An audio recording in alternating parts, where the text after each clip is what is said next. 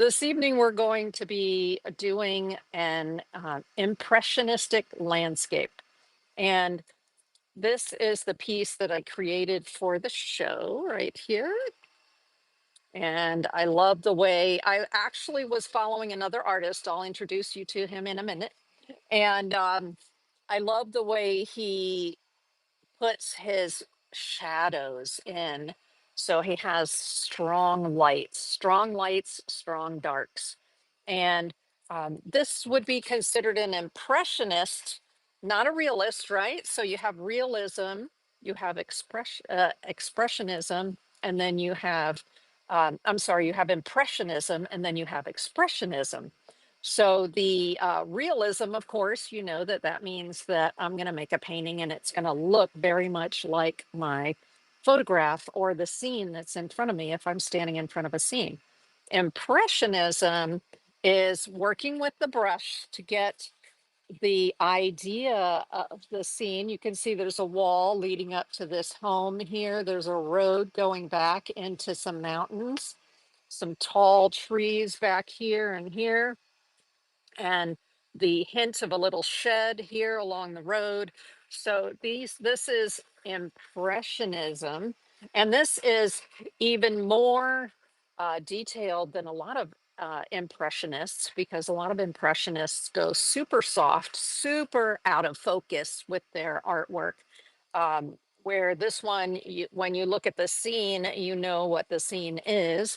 And then there's expressionism, and expressionism is where you take an image and you just break it down to its very, very, very minimal effects within the picture, and then create something that she kind. Is it a landscape? Is it not a landscape? It may be, maybe not. More abstracted. So that's more expressionism, where you're just expressing how you feel about the scene that you see on the canvas, but it may not be uh, recognizable like this as a tree and a house and a fence and that kind of thing. Okay, so realism, impressionism, expressionism. And tonight we're doing the impressionism. Now, this is um, the artist that I followed for this particular piece, and his name is Malcolm Dewey. This is his YouTube profile. So when you go there, you'll see there he is. There he is. There's his face. And then on his website here, you'll see, or on his YouTube channel, I'm sorry, you'll see Impressionist. This is one of his latest videos about an Impressionist willows along a water. Believe it or not, this part right here is the water part, and this part is the willow part. What? Well, because we're artists, we get to express ourselves in unusual and different ways, right? That's what makes art special. Actually, I'm wearing a scarf tonight that has on it an impressionist painting that I received from my daughter for a gift, because, you know, my kids know that I love artsy things like this. And so I'm wearing an expressionist artwork around my neck tonight. And then what I like that Malcolm Dewey does is he gives you short videos with concepts as well as longer videos. So this one, the easy landscape painting, this one is 19 minutes and this one is 45 minutes. So you can see he does the shorter ones and the longer ones for you, depending on what kind of time you have and at what level you are in your painting journey.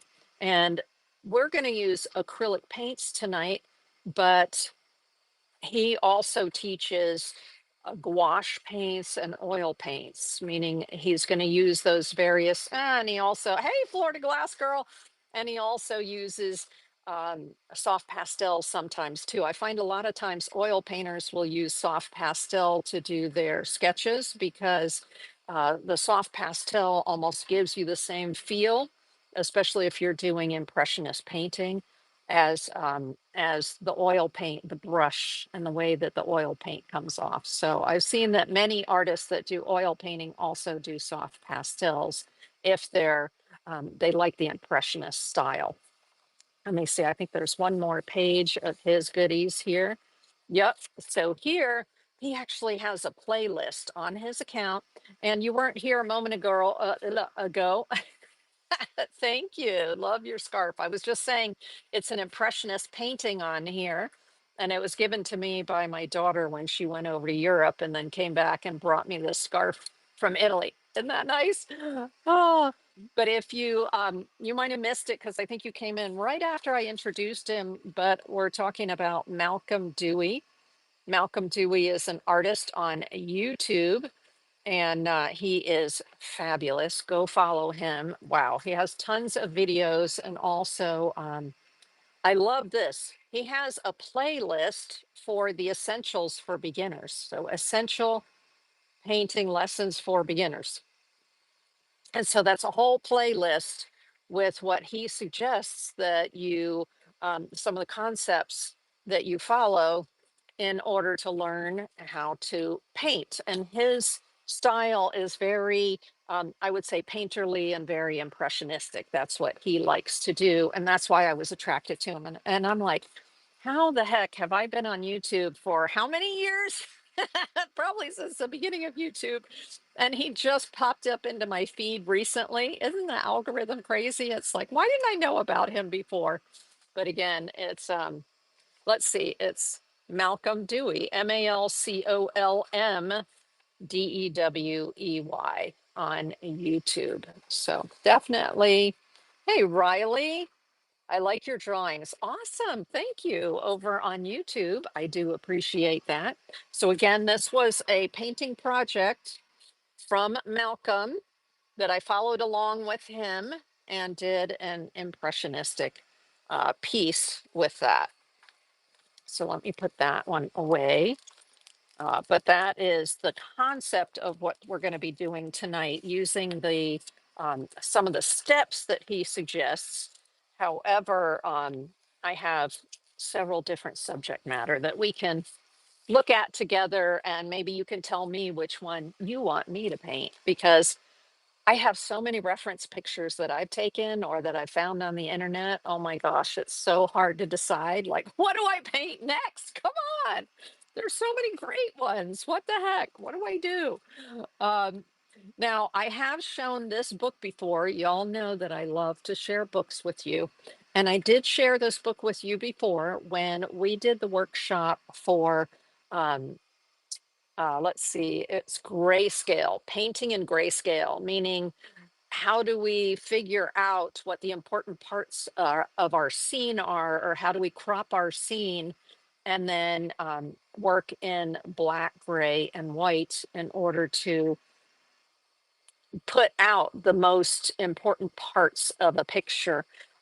And it also helps when you work with the limited colors like that, your grayscale. Some people do it in blues. It's called a monotone piece of artwork. Then oftentimes you can um, narrow down the subject matter. Sometimes you have to widen your scope. Sometimes you have to narrow your scope, depending on how that image is going to read in terms of your darks and your lights. And when we talked about that before on the grayscale workshop, I introduced this book to you, which is the Landscape Painter's Workbook. Oh my gosh, y'all. I love my books. I love my books. This is a fabulous book. It is by Mitchell Albala. So down here, Mitchell Albala. I will put the link to the book and all of the supplies that we're going to use during the workshop in the description of the video on YouTube. After the video is over, I go back in and I add that information for you. So there'll be a link to this book uh, in the description of the video. And again, the Landscape Painter's Workbook. Boy, it is a workbook. And I had shown you before that there's a discussion of a NOTAN, which if you look here, You see this little sketch? This is taking an image, maybe a photograph, or you're standing in front of a landscape and you're breaking it down just to black and white. It's a Japanese term, NOTAN, and it's about um, composition and figuring out your darkest darks and your lightest lights. Now, besides just doing it black and white, so here he shows you an image of a farmhouse, and then here it is just in black and white. So the darkest darks and the lightest lights. But then he starts to explain, okay, what if you add gray in there? What is it going to look like with gray? So sometimes people like to do it's called a value sketch. Sometimes they like to do it with grays thrown in as well. And so that would be a 3-color sketch. You got your black, your white, and your gray. And then sometimes, like the one at the top here, it's a 5-value sketch. So grays can be warm or cool. And so sometimes you want to do black, white, and then 2 types of gray as well. And so those are some of the ways that, in terms of a workbook, he really shows you in here a lot of examples of that so that you can get to understand composition.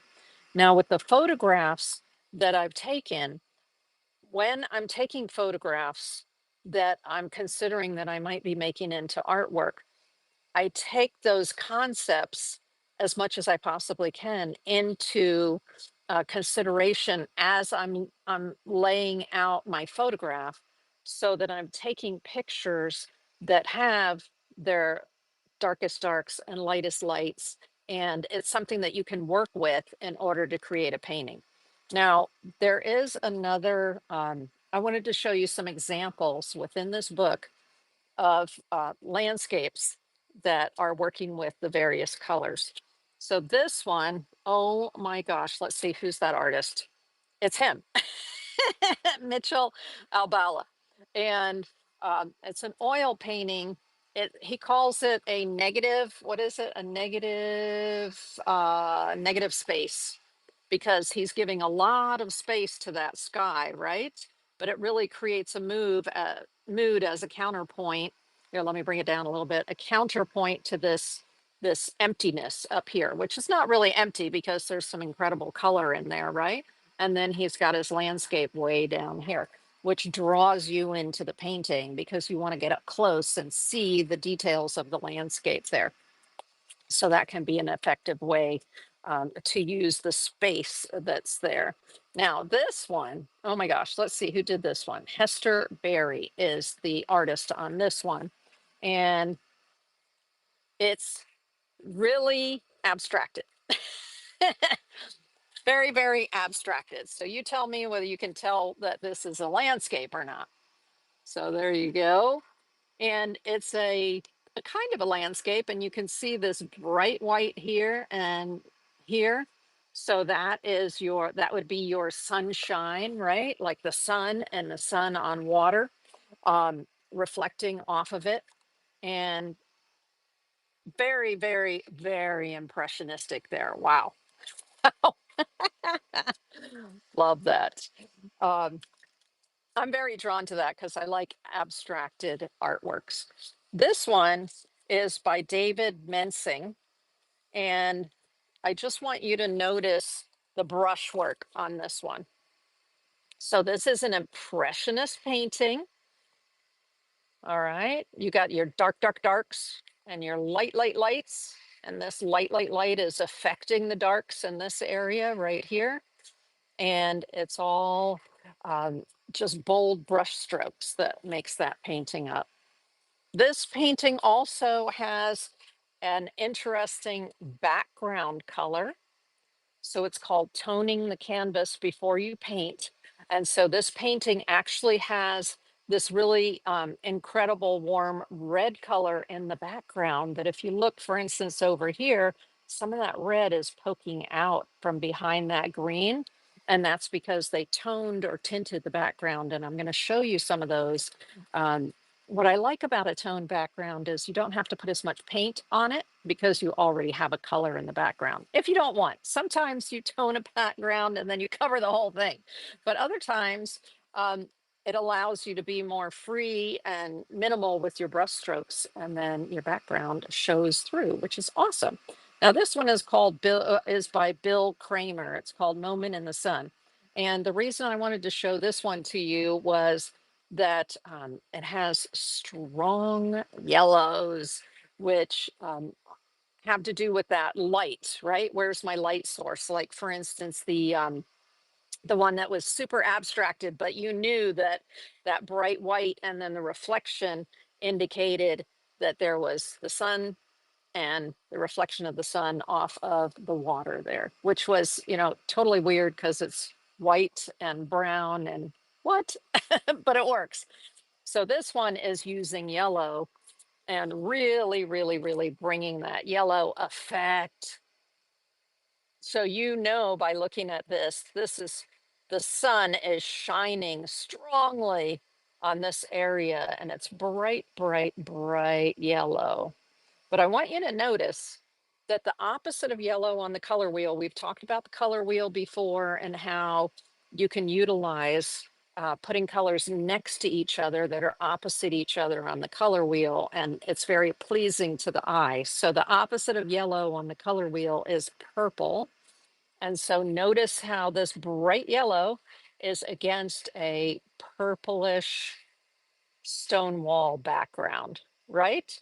So that really makes this yellow pop, because when you put colors that are opposite the color wheel next to each other, it makes those colors pop more off of your surface. So that's some of the technique that that artist was using with those bright yellows. But fabulous, fabulous, fabulous brush marks. I like when a painting shows the brush marks. Some people don't like that.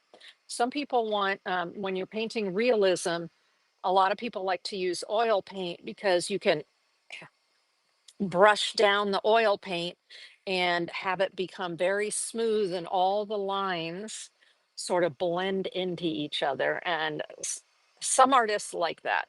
I prefer a painting that shows the brush strokes and is a little more almost pixelated, you could say. It's like if you squinted at the paint or the scene a little bit and then things got a little fuzzy, you can go in there with your brush, and instead of softening edges, you're just making brush strokes with the edges. And so that lends itself to impressionism when you do that. So a lot of times I will buy these books not just for the lessons that are in them, but for the artwork, whether it's the artwork of the individual artist or whether it's the artwork like Mitchell did here of other artists. It's just so, in my opinion, helpful to be able to look at how other people are applying the concepts for that. Great book, great book. Okay, let's take a look at the supplies that we're going to be using tonight. And last week we used this very inexpensive Creatology from Michael's watercolor paper. And they also, I think, have a mixed media paper. Let's see if they say how heavy this is. 90 pound, but they also, Creatology also has a little bit heavier one as well, 135 pound. But this is terrific paper, very inexpensive for trying out your colors. So as I'm mixing on the fly my acrylics, I may put some on here, and I'm also going to use this paper for a NOTAN so we can explore that concept of the NOTAN. And I want to just use cheap paper to do that, right? I don't need to use my fancy expensive paper. Now, for acrylic painting, I get the question a lot. Oh, people are generally aware that you can use canvas for acrylic painting, but can you use paper for acrylic painting? And the answer is you absolutely can do acrylic painting on paper. Um, you know that my workhorse is the Canson XL watercolor paper. It's 140 pound, nice and heavy. It has a slightly textured surface, but wow, it will take the paint. No problem. Now, there are some papers that are made by companies like Canson and others, Strathmore, And they are made specifically for acrylic paint. So I want to share one of those with you tonight, and that is this paper here. I'm going to show you the package. It's super thick. It is 100% cotton. Remember, I said a lot of times professional artists want to work on a 100% cotton paper. This is a very fine paper. And here it is. It's by Magnani. So it says Magnani, Magnani, 1404 on it. Okay. And then this particular one is specific for acrylic. Can you see there where it says acrylic? And then down here, notice it says 100% cotton. See that? 100% cotton. So that is, it's acid free. Now, this is also acid free, the Canson. But if you want to work in some of these larger sizes, like this is a size 12 by 16, 12-inch by 16-inch. So that'll fit in an 18 by 24 frame with the mat. See? So this is a larger format. Now, what I've done is for this workshop, I've taken it and I've cut it in half. And so that this is a piece of that super heavy paper cut in half. Now, something that I noticed when I was painting on this paper, it's very thirsty. So if you are used to painting, you realize thirsty paper means it wants to soak up the moisture that's in the paint that you're working with. If you're working with a watercolor paint, and this paper at 100% cotton, the Magnani paper would be fine for watercolor. um, it's just that it's thirsty, it's going to soak up a lot of water. And so this piece, as I was working on it here, the one that I made for the workshop, let me tell you, that that paint kept drying very quickly because the paper was soaking the moisture out of the paint. And the way that you can help that is to gesso your paper before you use it. So gesso, this is the Utrecht gesso you get from Blick. Gesso is a primer. And so a lot of people, before they oil paint or before they acrylic paint, they will put gesso on the surface of what they're going to paint. So I thought, maybe I can make this paper less thirsty by sealing it with 2 coats of gesso. So that's what I did to this paper. It's hard to see in the light, but the paper is here is like an off-white yellowish kind of color. And then here it's white where I put 2 coats of gesso. And I usually just use a palette knife and just put it on, let the first coat dry, and then go in the opposite direction with the second coat. But you can also use a brush if you want to apply your gesso. Some people prefer that. And I actually have a device here. Ooh, let's see. I'm not going to be able to put it on my hand easily. Oh, something like this. So something like this. This is a wedge. This happens to be a Catalyst wedge by Princeton, but it's silicone. And some people even have, well, Princeton also makes this one right here, the Catalyst wedge. And so if I have lots of surfaces to do with gesso, I'll use a wedge like this and then just smooth over the top of my surface very quickly with a wedge, or this is something that you can hold like this and it has that edge to it as well, and quickly put the gesso on that way. So that's a trick for, especially if you have to do multiple canvases, if you're working on a series, then those tools help to make it go faster. Uh, okay, so besides paper that I gessoed, so, and that means any paper, y'all. You can gesso any paper. So this cheap paper that I was saying from Michael's, I could take this paper and I could put, let's say, 3 or 4 coats of gesso on it, and it'll make the paper stiffer, it'll seal it, and it'll make it a perfect surface for painting with acrylics. So who knew, right? So gesso is your friend. for sure. Now, the you can buy, this is from Dick Blick, you can buy pre-gessoed canvases. So I buy them in packs, maybe a pack of 10 or a pack of 12, pack of 3 sometimes. I love when they have their sales, right? And so this is a canvas panel. What's nice about this is it's stiff. So sometimes when you're putting paint on a paper surface, it can bow, which is why I tape them down. And you'll see most people tape them down as they're working on the paper surface because it'll bow. And if you're using a canvas panel like this, it's less likely to bow. Okay.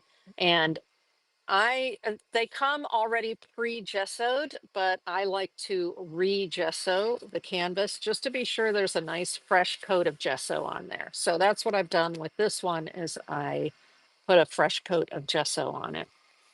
And then remember I mentioned about tinting your surfaces. So a lot of artists, especially oil painters, and acrylic artists as well, I find like to tint their surface. So this is a Blick panel. And before putting a coat of, well, before putting my painting on here, like the one with the tree that I said, see the little bit of red back behind the strokes?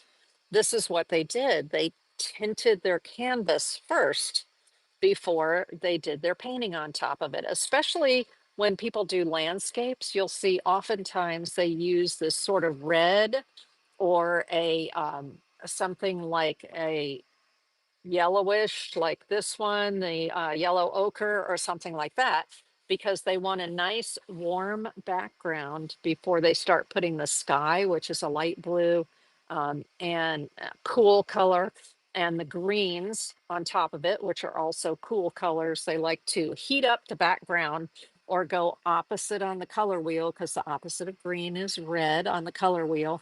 And so that's why they tone their canvas like this. And now there's a particular artist that I love. Her name escapes me right now, but she's on Instagram. And oh my gosh, I love that when she does her impressionist type landscapes and florals, she does bright pink in the background. So I put bright pink. This is acrylic paint. So it's not gesso, although you can take a little bit of gesso and combine it with your color. So for instance, if I wanted to make this sort of a soft brownish background, I could take some of this yellow ochre and I could combine it with my gesso and then put that on the surface of the canvas to tint it, right? And in this case, I used a red and a bunch of white to get this pink. Oh, I love the pink background. With this one, I actually used a red. This red is carmine red, and I threw some orange into it because I thought it looked a little too blue, the red. And then I added a whole bunch of white to it. And now when you're preparing your colors, for instance, this was thick. So sometimes the paint out of the tube is a little bit thick. The nice thing about the gesso is usually a little more fluid and that will help it. But when I was doing this one, I was just using thick paint. And in order, uh, that's just for acrylics. Oh, good question. That was anti-collects and cells. Um, this, you can pre-tone your canvases for either acrylics or oil painting. So you can do oil painting. And I also do this sometimes for oil pastel. Okay, you can do the same. You can create an acrylic background. So yes, Annette, sorry. So yes, Annette, that's this is an acrylic backing and you can put acrylic paint over top. You can also put oil paint over top and you can do oil pastels on top. I wouldn't recommend putting dry pastel on top because it's too slick. You know, acrylic paint has plastic, it's kind of plastic as a base. If you want to make your surface gritty so that you can use soft pastels on top of it, even sometimes people that work with oil pastels like a grittier surface, then what you're going to do is put clear gesso over top of it. So the particular, is this the one? Let's see. Where's my clear gesso? So right here, so this is my favorite one, the Liquitex Clear Gesso. And what Liquitex Clear Gesso does for you is it has some grit in it. And so it would make this surface, like I could take the clear gesso now and put it over top of this pink, and it will create a gritty surface for it. And that gritty surface will be, sometimes people prefer that texture for their oil pastels. They like a little grittier surface for the oil pastel to hold on to. And in addition, they let, here, I'll hold it up so you can take a picture if you need to, but it will be linked in the description of the video by tomorrow. And then if you want to do soft pastels, you absolutely have to have grit. Now, sometimes if I want extra grit, I'll put 2 coats of the clear gesso on, one in one direction and then the next time in the other direction. And that helps you to get a nice gritty surface so that those, the oil pastel and the dry media will stick better onto the surface, and that way you can go ahead and tone the surface with acrylics and then put this over top and be able to um, put your dry media on top. All right, I hope that helped. That's, that clear gesso is a secret weapon, right? It's one of those things that once you know it, it's like, ah, I can use it on this, I can use it on that. You know, if you want to get that little bit of extra grit going, you can do that. All right, so let me put these oh, I was starting to say with this toned surface, I wanted, what you might notice is this one, you see how it's a little bit shiny? So it's a little slick. You can adjust your surface so that this one is not slick like that. You see how it's not that shiny? And that's because I took a matte medium, so I, together with the paint, the acrylic paint, you can add various mediums to the paint. So just about every paint company that makes acrylics also makes acrylic, some basic acrylic mediums. So they'll have a gel medium or a fluid medium. And this one is a, see where it says matte gel. So if I want the surface to be more matte, then I added some of this medium in with the paint, and that allowed me to get a surface that's not so slick and shiny. All right, let me show you a couple more of those. Um, for instance, here, Golden has something they call glazing medium. And the same thing, you can apply the glazing medium to the color and it'll thin the color out a little bit and make it flow. And then, for instance, this one has a gloss finish, but I have another one here that has a satin finish. And then they have another kind that has a matte finish. So see here where it says satin, and then there's one with matte. So when you're working with acrylic paints, they're all different mediums that you can add to get different effects.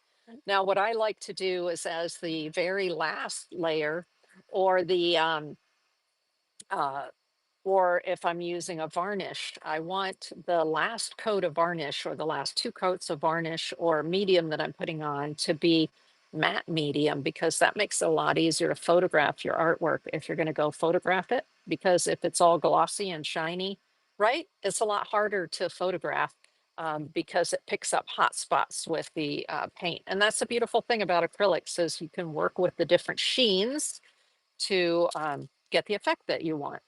Acrylic paints are fabulous. All right, now you may or may not know that you can buy canvas in a pad. So instead of getting the canvas boards or getting the stretched canvas, if what you want, yeah, a stretch canvas is like this, where it's on stretcher board, stretcher wood. You can get a canvas pad. So canvas pad, see, this is gessoed, so it's pre-primed canvas. So especially when you're learning or experimenting before moving on to a stretched canvas, you may want to do some practice work with a canvas pad. If you get anywhere between 10 and 20 sheets, depending on the brand of canvas, and these are fabulous. Again, you can put another coat of gesso on it if you want to, but oftentimes if I'm just practicing something, I don't even bother to re-gesso it. I just work right on top of the canvas pad, and they are fantastic. Love them. Canvas pads are awesome. And then we have this is also from Blick, but this is palette paper. So yes, you can have a palette, which is, your traditional either wood or acrylic palette that you would squeeze your paint out onto and mix your paint. Like Bob Ross had a big palette that he would hold, right, when he was painting. But I like, these are called throwaway palette papers. So inside here, there are 40 sheets. Is this one 40 sheets? Beep, beep. This one's 50 sheets. Woo! Um, of a slick palette paper, and it's just so much easier to do for me to do the color mixing on that, and then I just fold it up and throw it away when I'm done with it. It's great. Love this. Now, another thing that I like to use as a palette in my studio is a big piece of glass. So I have a big piece of tempered glass, and I like to use that as a palette. It makes it very easy with my palette knife to mix the colors and move the colors around. And if the color's dry on the surface, I literally just scrape it off with the palette knife. Fantastic to use a piece of glass. Now, I have a specialty palette here that um, I love because it keeps my paint wet. So acrylic paints dry through evaporation, and they can, depending on where you live, they can dry very quickly. So if you're going through a painting session, your paints can be drying up on you like that. And if you're making special color mixes, it's like you feel like you have to work super fast. So there's something called a Masterson's Stay Wet palette. So you see where it says there on there. And this palette has inside it a special sponge. And then they have these special papers that you soak and then put on top of the damp sponges, and that will keep your paint wet. These are acrylic paints, and they're probably 3 months old, and they're still wet. So that's because the background is damp and I'm keeping the lid on it. But also when you're painting with this, the fact that the backing is wet helps to keep your acrylic paint wet. Phenomenal. I still need the palette, the regular palette paper or the glass palette to mix my colors on. But then once I've mixed the colors, I can slap them into here. As you can see, these are different mixed colors. And then that will help to keep those colors moist through the whole day while you're painting, which is terrific. That way you don't have to remix your colors, say after lunch or something like that. You just stick the lid on it. Now, this is a small one. This is the small Stay Wet palette. They do have larger ones. So if you need to put a lot more paint on it, you can use the big one. Phenomenal. This is like if you're an acrylic painter, this is a studio staple for sure. Now, what kinds of acrylic paint are we going to be using? Um, there are many different types of acrylic paints. Oh, hello there, Leanne Phoenix. Welcome in, over on Whatnot. Um, there are different types of acrylic paints. Acrylic paints come as fluid paints. So this is an example of a fluid paint. You can see the little nozzle here. You can open it and then it dribbles out. So that's a fluid paint. This says right on it, high flow paint. And often these come with a little marble inside them, so that when you shake them, it helps to remix the uh, the color in there. And then these are more craft paints, but this would be slightly more, have just a little more body to it than the high flow. The high flow really, woo, it's not water-like, but it definitely has a lot of flow to it. And then these craft paints, this is by Deco Art. These are considered fluid paints. So if you ever hear somebody say fluid acrylics, and um, even Golden, this company, these are their high flow, but they also make fluid acrylics in tall bottles. And then they have just that little bit more body to them.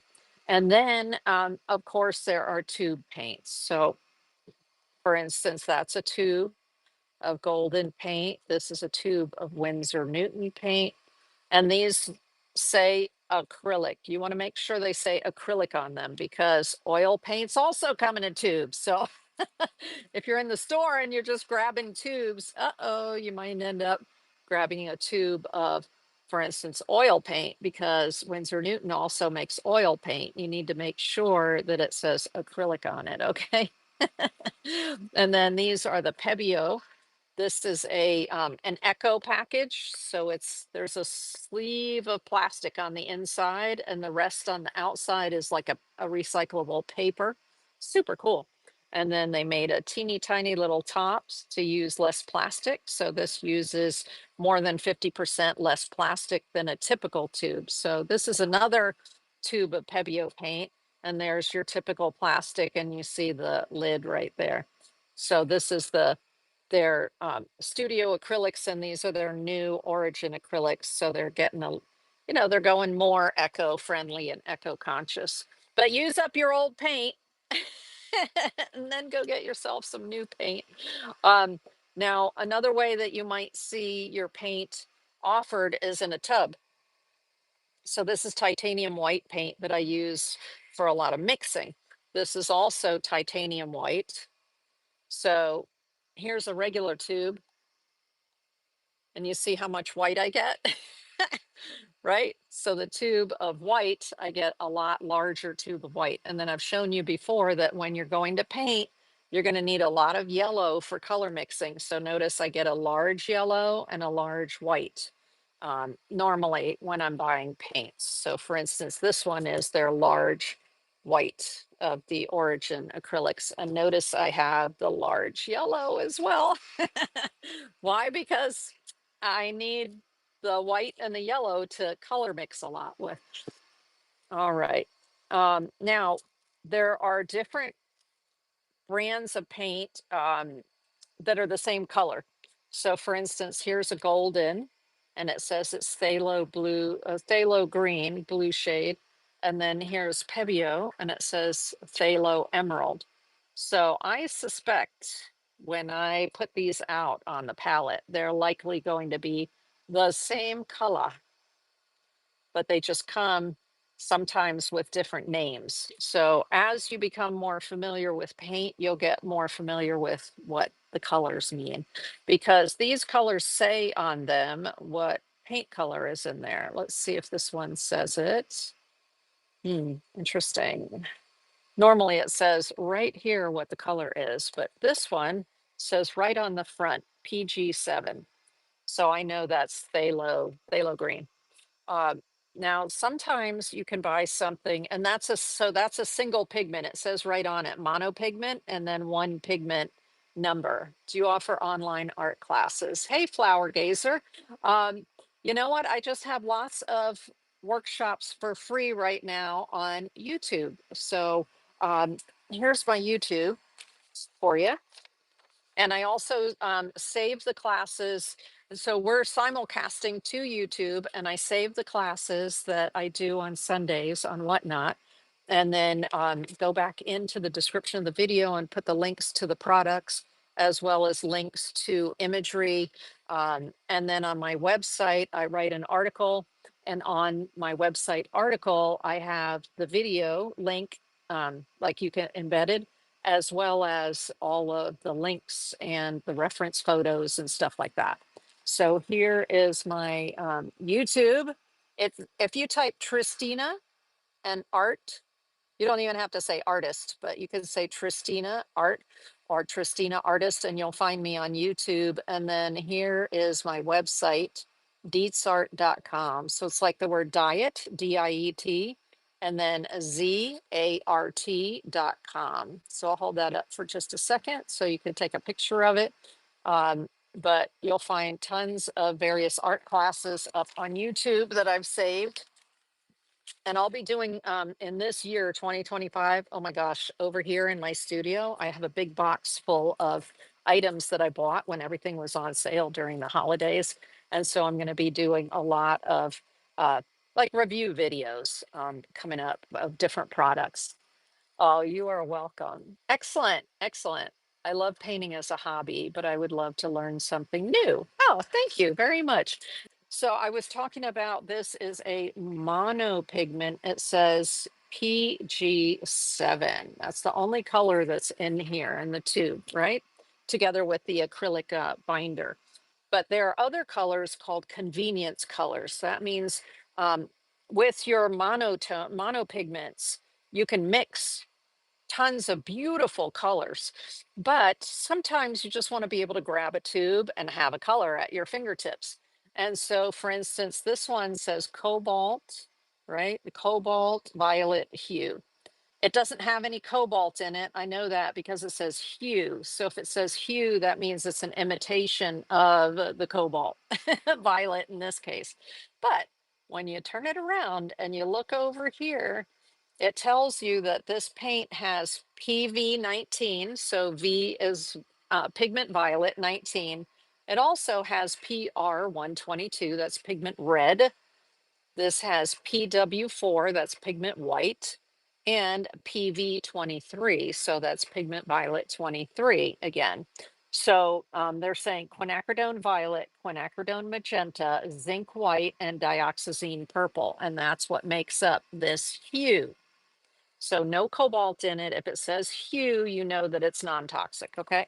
Or that it doesn't have the cobalt in it, but it gives you that color. So this is what we would call a convenience color, because you could mix it with those pigments that are in it, right?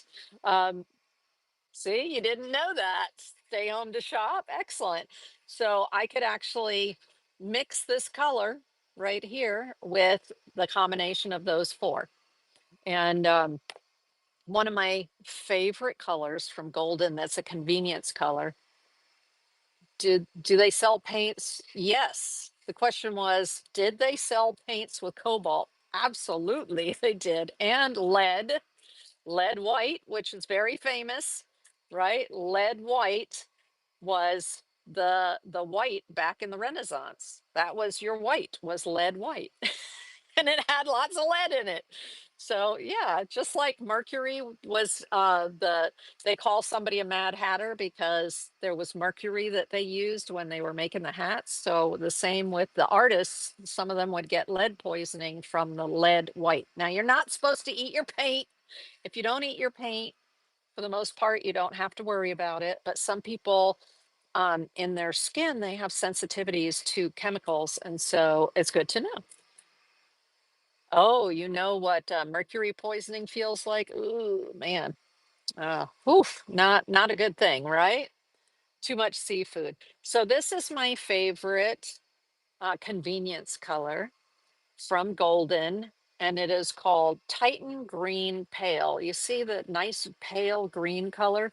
So instead of me sitting there trying to mix a pale green to put in those little highlights, boom, I just take this tube, squeeze some of this acrylic out, and I'm good to go. And what's in here? PW6, that's titanium white.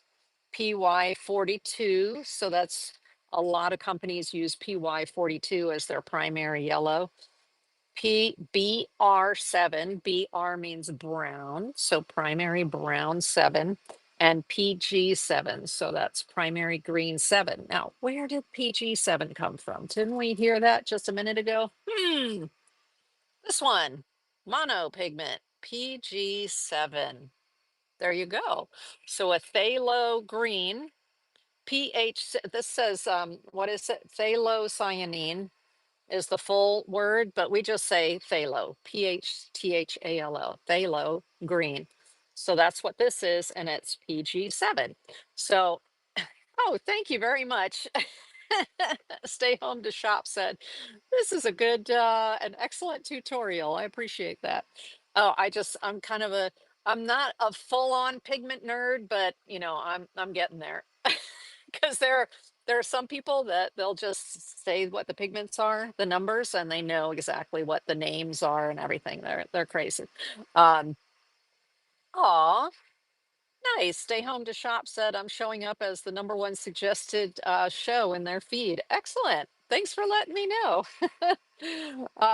So this one is the PG7 is transparent. It's monopigment. It's excellent for color mixing. So could I mix this color? Absolutely. I could mix this color.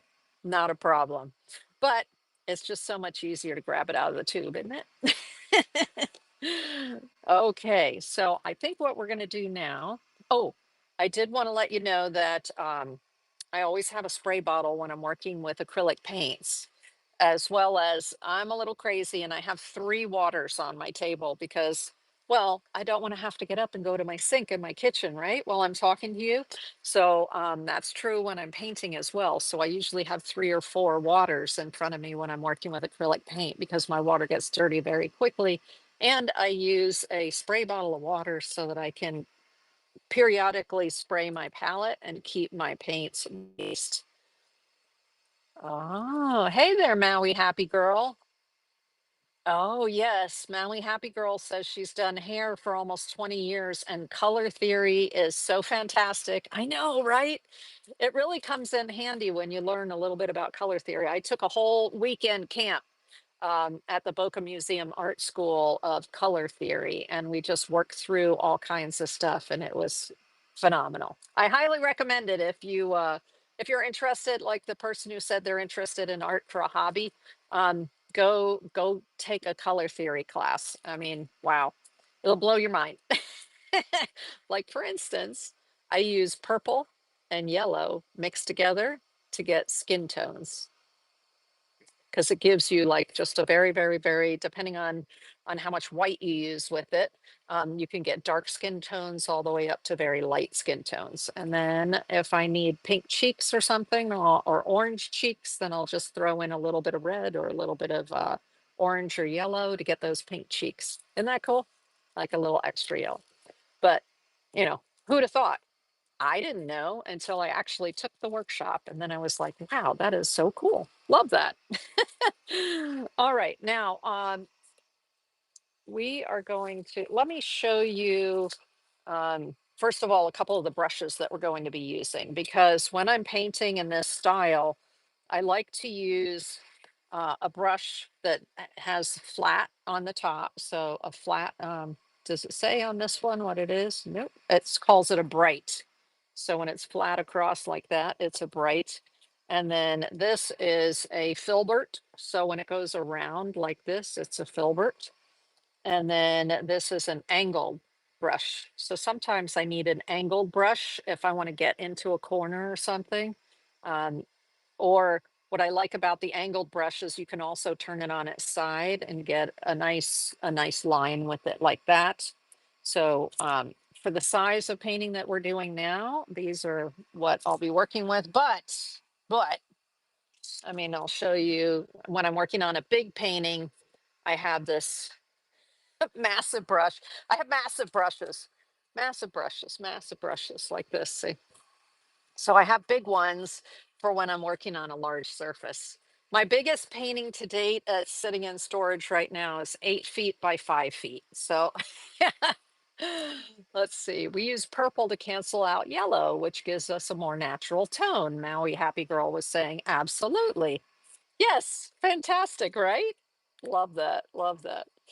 It's it's just as important to know which colors, like what kind of brown or green or mousy color gray you're going to get when you mix together the opposites on the color wheel. It can come in very handy to know that.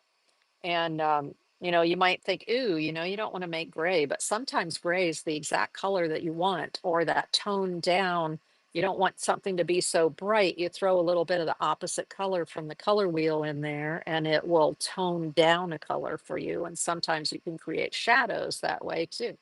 So there's just so much to know. Um, there's one more paint I see sitting here, and see where this says open on it. So this is golden, just like this is a tube of golden, but this says open. And so what that means is some people want their paint to not dry so fast. And so if you want to get the feel of working with oil paint, but not the smells and things that come with the oil paint, like the turpentine and things that you have to use with it, then a lot of people work with the open acrylics. And so there's a medium in here, right? I said acrylics have all different kind of mediums to do different things with. There's a medium in there that helps to keep the paint open or wet longer. And there's actually this one by Matisse. See where it says open medium? So I can just take my colors. Let's say I have some phthalo green here and I want it to stay wet longer. Then I can throw some open medium in with it, and that will help. Some companies call it wetting medium, um, but it's a way to keep your paint wet longer so you can work with it longer. Okay, so before we come over top of the table, I wanted to talk about images and maybe y'all can help me. I've never heard of that. Yeah, yeah, yeah. But this is already mixed in with the colors here, the golden open, and it says right here, slow drying acrylics. So here it says slow drying acrylics. So they've already infused the acrylic paint with a slow dry type of medium. And the interesting thing about that is that these are very highly pigmented. Sometimes when you add medium to a paint, then you lose some of the density of the color. But the open paints by Golden, they've formulated it so that you still get that intense color, but it stays wet longer for you. Okay. So a lot of people who don't want to oil paint anymore will move to something like that, the Golden Open. Okay, I have a couple of pictures here that we're going to work with. We're going to pick one, okay? And that's the Impressionist painting we're going to do tonight. But I need your help because, like I said, I have so many beautiful images and it's really hard to decide. So, um, this is from Japanese Gardens up in Palm Beach, Florida. It's a little bit dark, which is great because there are a lot of darks, lots of greens. You know, there's a big contrast between the lights and the darks here. And this is actually a little pedestal, and this is a bonsai tree right here. And then water in the background. You see the highlights here with the light on the trees. That one, love that. So that is Japanese Gardens. Um, bonsai. And then this one is Japanese Gardens with the pagoda or I'm sorry, the gate. So you see the bamboo here and the gate, and you have a nice walkway. You have light up here, right? Where the sun is touching those. Okay. And then this is in France. So I took a trip to France and stayed in a little town called Tourette-sur-Loup. So it's the city up near the river. And it's an ancient city and it's built up on on a stone mountain. And so the houses are literally up here and there's a mountain in front in front of it that slopes down, and that way, back in the day the French could see from way down in the water, um, the near Nice, because this is up the mountain from Nice. They could see ships coming in and they could see if somebody was going to invade them, and then they had these stone walls so they could fight out of these little windows, right? And this is my daughter walking on a path down at the bottom, so we could do something very impressionistic with that. That is So that is the houses on the mountain, right? And then this one is the little restaurant in town there in France. So this is, see the vine right here?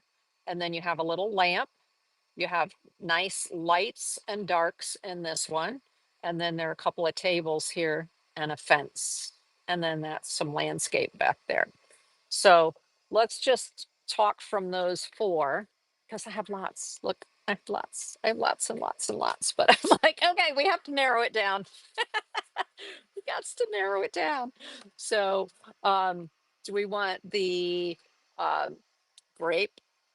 I'm calling this a grapevine growing up the tree. So, do we want the restaurant? Do we want the house on a hill? Do we want the gate, Japanese gate, or do we want the bonsai? The gate, okay. Flower gazer says the gate. I, y'all, I'm getting three different. Yes, Leanne. Leanne's laughing. He. She's saying, I'm looking to see if I get any messages. I know. Maui Happy Girl says, I guess we're not helping and all are good. And let's see, I'm looking over on YouTube to see if I have any. Maybe YouTube is the tiebreaker over here, right? Okay, I'm not seeing anything come in from YouTube. Oh, okay, let's do the gate. Let's do the gate. We'll do that one. Dang, I thought y'all were going to help me decide which one because there's so many fun ones there, right? Now, uh, so we're going to go over top of the table and get started on this. I'm so excited. I'm so excited to share this with y'all. What we're going to do is we're going to create a NOTAN for this image. Now, let me show you another image that I did a NOTAN for over here. Uh, and it was this sort of Serengeti-ish. I did not take that image. It's an image that I found online. I go to Pixabay and other up Unsplash and other copyright-free locations to find artworks to work with. So this one you can see there's like a, is that the sun or the moon? I don't know whether that's the moon coming up or the sun going down. Probably the sun going down since you have such a pink sky here. And so I was working with this to do my darks and my lights, and I actually just used a couple of pencils like this. So I have a dark pencil, a white pencil, and then I used a notebook with a color to it to give me a third, or actually there's four colors because I went heavy with the pencil and a light with the pencil to get some varying degrees there. But it's a good way to really explore your image and know where your darkest darks are, because that's going to come in very important when we start laying down our paint. So let's use that cheapo. I mentioned to you this cheap paper from Michaels. Um, and but it's good. It's great for doing things like this. So we have the white of the paper and we are just going to use a Sharpie. Now, a lot of people will use a Sharpie. This is your regular Sharpie. Ah, look what I like to use. This is a king size Sharpie because it's a bigger top to it, right? So what I'm going to do is I'm going to look at this picture. Let's turn this sideways like that so that you can see the picture as well. Let's move these out of the way for you. There. Then you can see the picture, right? Yes. Let me move my gesso because I don't need my gesso anymore. There we go. Yeah, I think y'all can see that now. And, oh, look, there are feathers on my table because I love to draw feathers. So if I'm kind of like, in a funk, I can just draw feathers from life. So here is what we're going to do is we're going to just do that. Whoop, that means I do need to do it like that because it's going to go this direction, right? And so what I want is I want to define where are my darkest darks. So my first darkest dark, do I want to put it right in the center or slightly off to the right or left? I think I want to put it slightly off to, oh, it's so hard to decide. I think I'll put it slightly off to the left. And the reason is because there's like an interesting bonsai kind of tree over here, and the bamboo will come this way and help to frame it. So we're going to do that. Um, and let's see, where's the background? The background's going to be like right in there. And this is going to be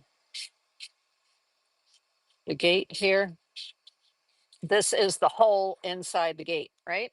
Because that's probably the darkest dark that I'm looking at right there. You make sure you can see this okay. Yep. And then there's some dark down here. It goes this way and this way. There's dark over here. There's a tree here. The tree in the background is quite dark, and definitely over by here. Where else is it dark? Like that. So this whole area here is dark.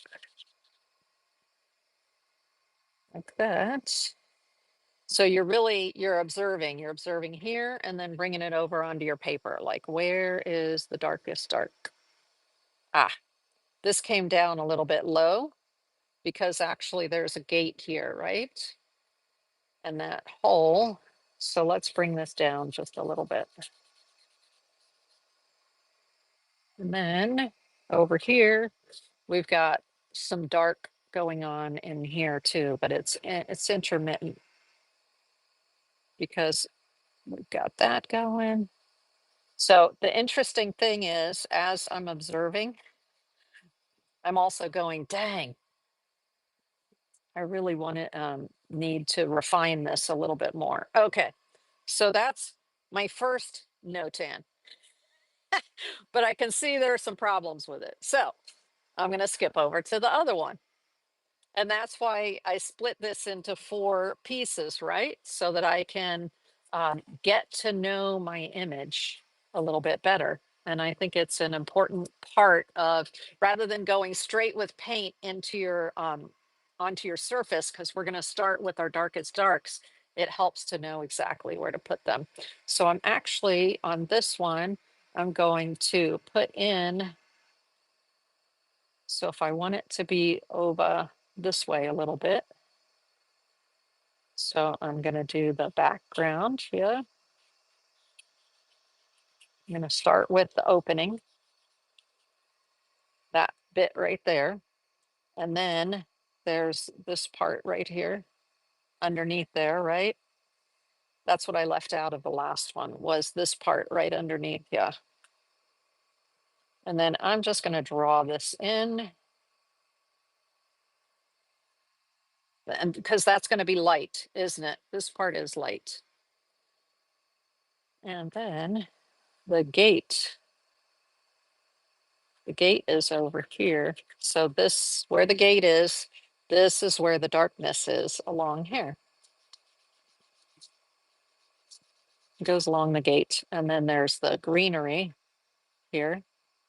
And there's the tree back here. It goes off like this. Okay.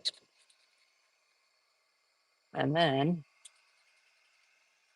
we've got some areas over here and coming down this way where there's the bonsai tree. And then here we have the bamboo that's in the back is dark. So let's take advantage of that. Oh, let me see. Let me see. So there is, I'm going to do this and I'm going to draw in some of the dark here and some of the dark here. Okay. So that I get a sense of the road going this way. And then over here, we've got this. Let me see where it's located. So we've got a little bit more dark here. We've got our gate going here. See, it can be a real challenge when you're just trying to break things down into dark and light, as opposed to throwing in a gray, like a third color. Oh, you guys, even me who's been painting for a long time. Okay, so this is coming down like this and a little bit heavier and a little bit heavier. There we go.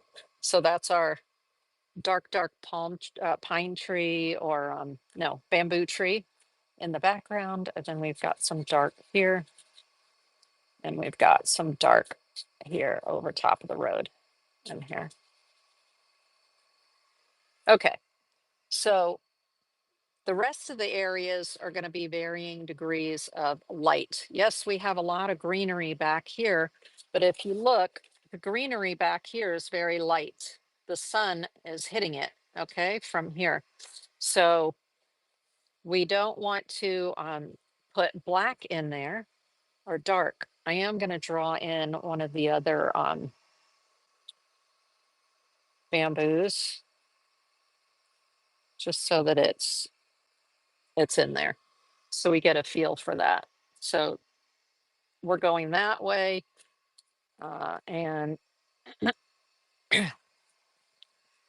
that's kind of where we want our darks. Okay. And that's going to come in important when I'm actually putting paint down onto my surface to know where the darks are going to go. Ooh, let's do this a little bit more in here because there's a little bit more darkness in here. That's the bonsai tree over here. Okay. So what I'm going to do is I'm going to cut this out. Oh, it'd be nice if I knew where I put my scissors. There we go. Okay. So I don't need that one, which is a hot mess from the beginning. There we go. So once you're somewhat satisfied with your NOTAN, which is where are my darks going to go, you'll learn why that's important in just a moment, because we're going to start with the darks. When we're working with watercolors, so the last couple of weeks I've been sharing watercolors with everybody. And when you're working with watercolors, you need to think about starting from your light colors and working into your dark colors. But when you're working with an opaque medium, so these paints, like if you look here, you see how that is opaque, then, and we're going to be using white. And so that's going to make our colors opaque. And that means you can cover over a dark color with a light color. The nice thing about acrylic is you could go back and forth between lights and darks. So let us, what are we going to do here? I think maybe, should we use the red one or the pink one? Let's use the red one. You know what? I don't want to confuse anybody. Let's start with the white one. Okay. So we will just start with the white one. And I've got my NOTAN that I'm going to start with. So the first thing I'm going to do is I'm going to use a paintbrush just to sketch in my darks. So let's get some paint on a, hold on, I've got my palette here, this palette, and I'm going to put the palette here. Let me make sure you can see the palette. Yep, you can see the palette. Okay, good. So I'm going to take my artwork. I'm going to put this here, and I'm just going to put the artwork over here so I can refer to it. I have under my desk somewhere, I have a stand, kind of like you would use if you were typing and you put something on there, or a book or something. I use that to hold my artwork with some clips, usually while I'm doing my my painting session. Okay, so let's get started with, we're going to do our darks in, let's use this cobalt violet. I'm going to mix the cobalt violet with a little bit of blue. So let's put some of the, it's pretty dark, nice and dark, that cobalt violet. But I also want to add to it some of this ultramarine blue. So let's do that. Woo. So this is the open acrylics from uh, Golden. So I'm gonna use a palette knife to just mix some of that together because I want my blue to have a little more depth to it. Okay, nice. So it's extra, extra dark. Okay, so now I'm gonna just clean this off. That's what I love about palette knives. And often I'll do a whole painting with palette knives because I love how easy it is to use them. All right, let me see. I have one more light for up here to help with that. There you go, to help lessen the shadows. Okay, so let's use a little bit bigger brush than you're going to use for your actual painting, okay? To get the color down in there. So we're just going to grab some color on there. And I'm going to dip it in the water because I want the paint to flow off of the brush pretty easily. And now I'm going to come in here and I'm going to put in those darks. So the first thing I want to do is over here. So I am just building in that opening area. Even though we're going to be putting paint over top of that, I just want to start out my darks with a dark. And we're going to be painting over top of it with other colors. We're just getting our value scales down. And then, of course, we've got just a little bit of dark here as well. I've got the trees in the background, right? So we've got the trees back here. I've got the other tree that goes over here.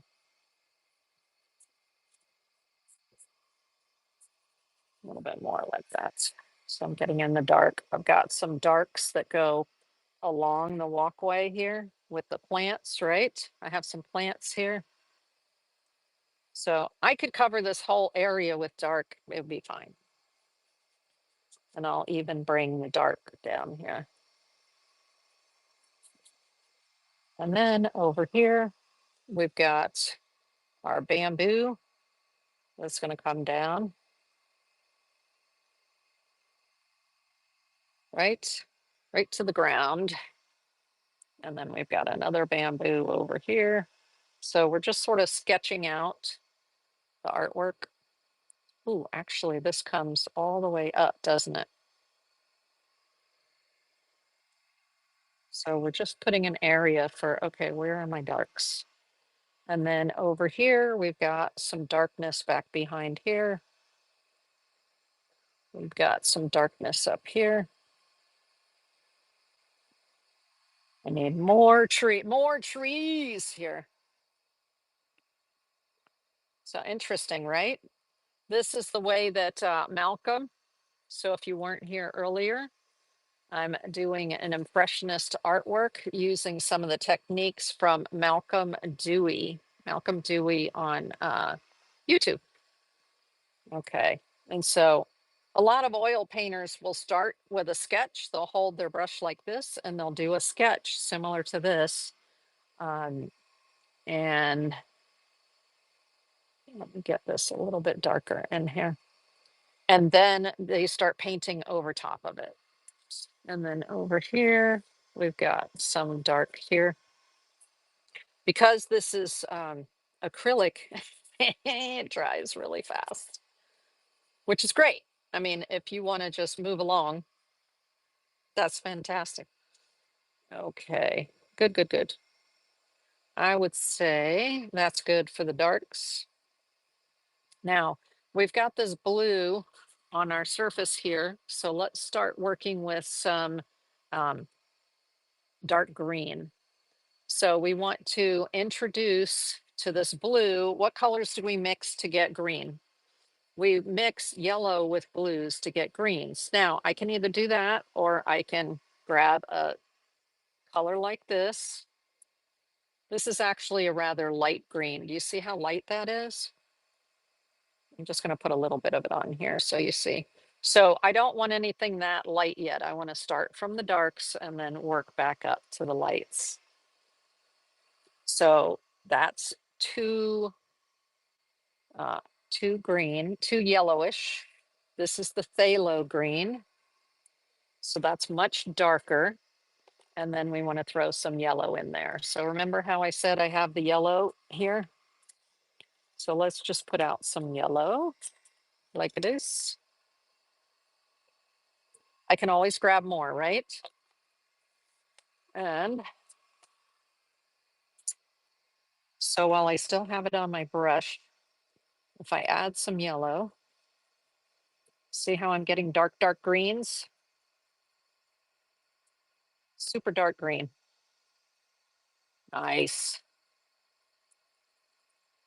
So the more yellow I add, the lighter it gets. But let me bring that up close to you so you can see. You see how you have a dark, dark green there?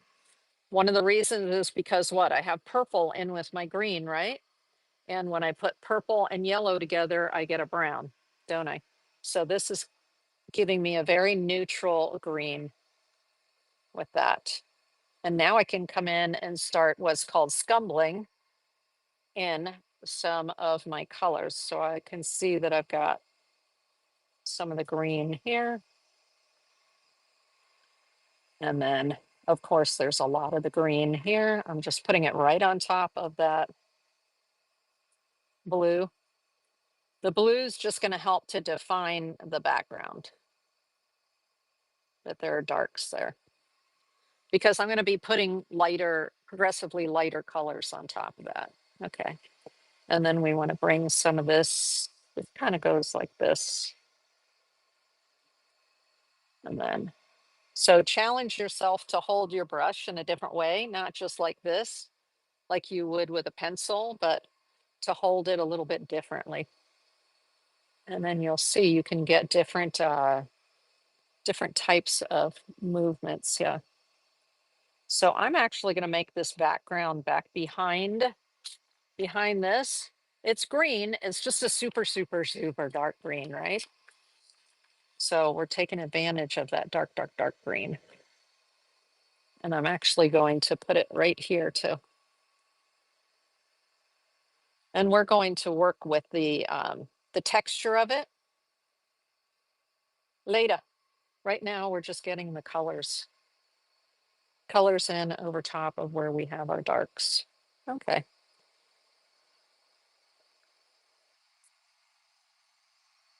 Now, what I want to do is I want to put some more of the dark green. The power of observation is super important here also, because I'm looking back and forth with this image. And can you see this sort of sculpted tree right here? There are little bits of dark, dark, dark underneath, and then there's lighter green on top. So right now, I just want to put some of those little darker green bits underneath there. And so that's what I'm putting up here. I'll bring this closer to you in just a moment so that you can see kind of how it's being built. Because when you start with the dark, it can be a little challenging to see the color against the dark. So do you see the sort of dark green against the dark blue in the background there? Okay, and we're also going to have some over here. I'm going to bring in a little bit of that phthalo green because I just love how dense and dark that phthalo green is. Wow. That phthalo green, phthalo green is a tinting color, so it can overpower very easily. And I only took a tiny little dip into it and it's already overtaking that tone that I have going on there. So I'm going to have to mix a whole bunch more blue in with it. to lessen the tone a little bit.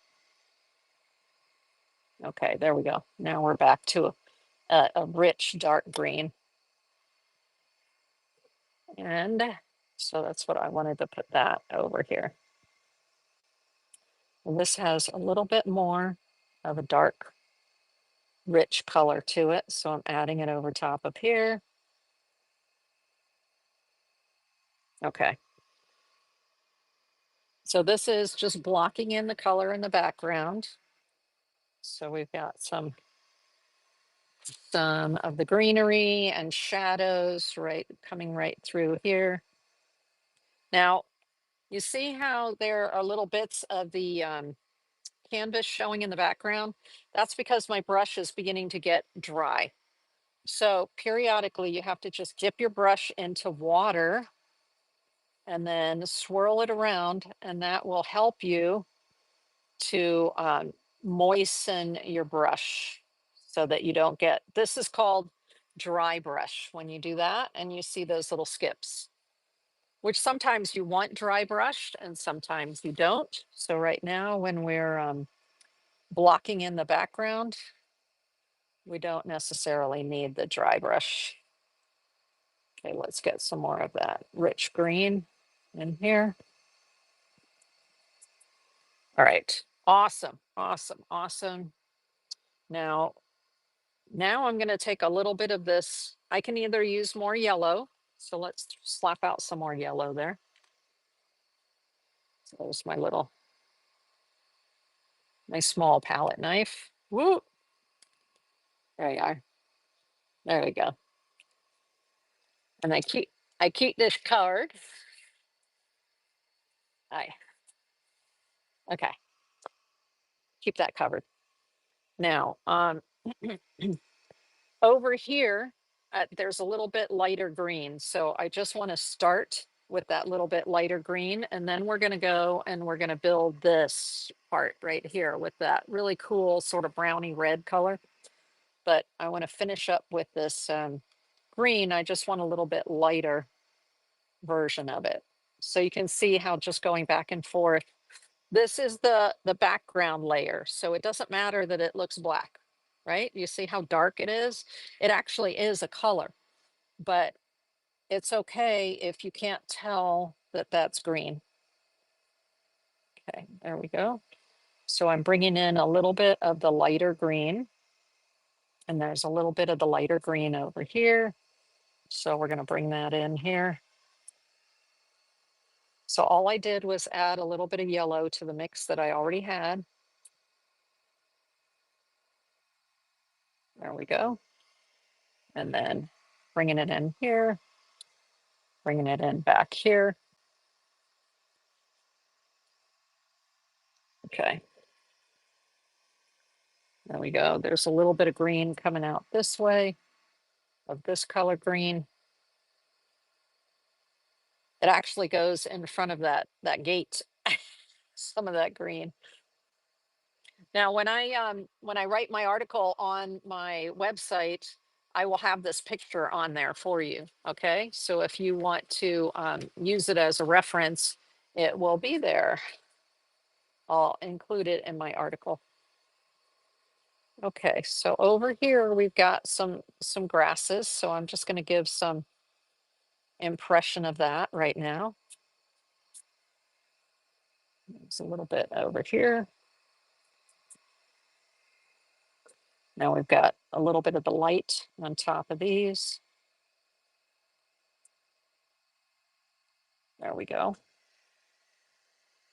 We're going to build more layers. Not to worry, not to worry. See how I added some water because I need to get some more moisture in there. Let's get this just a little bit more. Okay. Nice. And let me see where else I might need a little bit of that. Okay, cool. Now, over here, I have this beautiful green, a third one of the bamboo, but I'm going to wait to put that in till the end. Okay. or more toward the end. I'm going to get more of like sky in there and stuff before then. There's a little bit more green here, but there's going to be sky in between it. See, we want the lighter green toward the top because why? There's sunshine up here. Okay, so let's go ahead and this right here is the top to the gate. Actually, I think we're going to get this part in first and then we'll put the top of the gate in there. So, oops, let me bring a little bit more of that green in. Might as well use it while it's on my brush.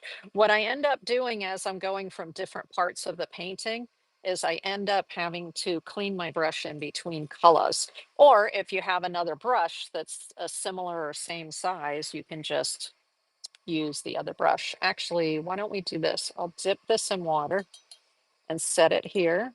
That's the green. And let's take this angle brush. This is a Princeton Select angle. Get it wet. And let's work on building the pagoda. So the pagoda has this really neat sort of red color to it. So we're going to use a combination of red and yellow ochre to see if we can sort of create that color. So here I'm using a naphthol carmine, it's called. So it's a type of red. And I probably need a little bit more than that. And then we're going to add a little bit of the yellow ochre to it. Yellow ochre gives you a nice warm mix. And then this is how crazy I am when I'm color mixing. Here is a burnt sienna. So let's mix these together and see what we get. I may want something a little more orangey. Oh, that's almost there. Okay, so that looks like it's the darker version. Let's take part of it and I'm just separating it out. So let's add a little bit of yellow to part of it so we can lighten it up just a little bit. And I want to add a little bit of white to it as well. Okay. And then let's get a little bit of white. So I can even either use titanium white from the tube or of course I have the pot of titanium white. And let me see, which one do I want to use? Or there's also this titanium white high flow. So sometimes you just want the paint to glide off your brush. And so you can use this titanium white high flow. Let's try it. Nope, come on. I haven't used it for a while, so this top just popped off. Let's see here. Okay. Put a little bit of white in there. Let's see what we get. The lighter version of it, hopefully. There we go. Plus, there's no crying in acrylics, I always say, because if you put it on and you go, it's too dark, it's too light, it's too this, it's too that, you can just paint right over top of the acrylic as it dries. Okay, that's actually pretty much what it looks like. Let me add just a little bit more, darken it just a tiny bit more. That's why I didn't mix all of it. Notice I have other piles here so that I can adjust the color a little bit darker if I need it.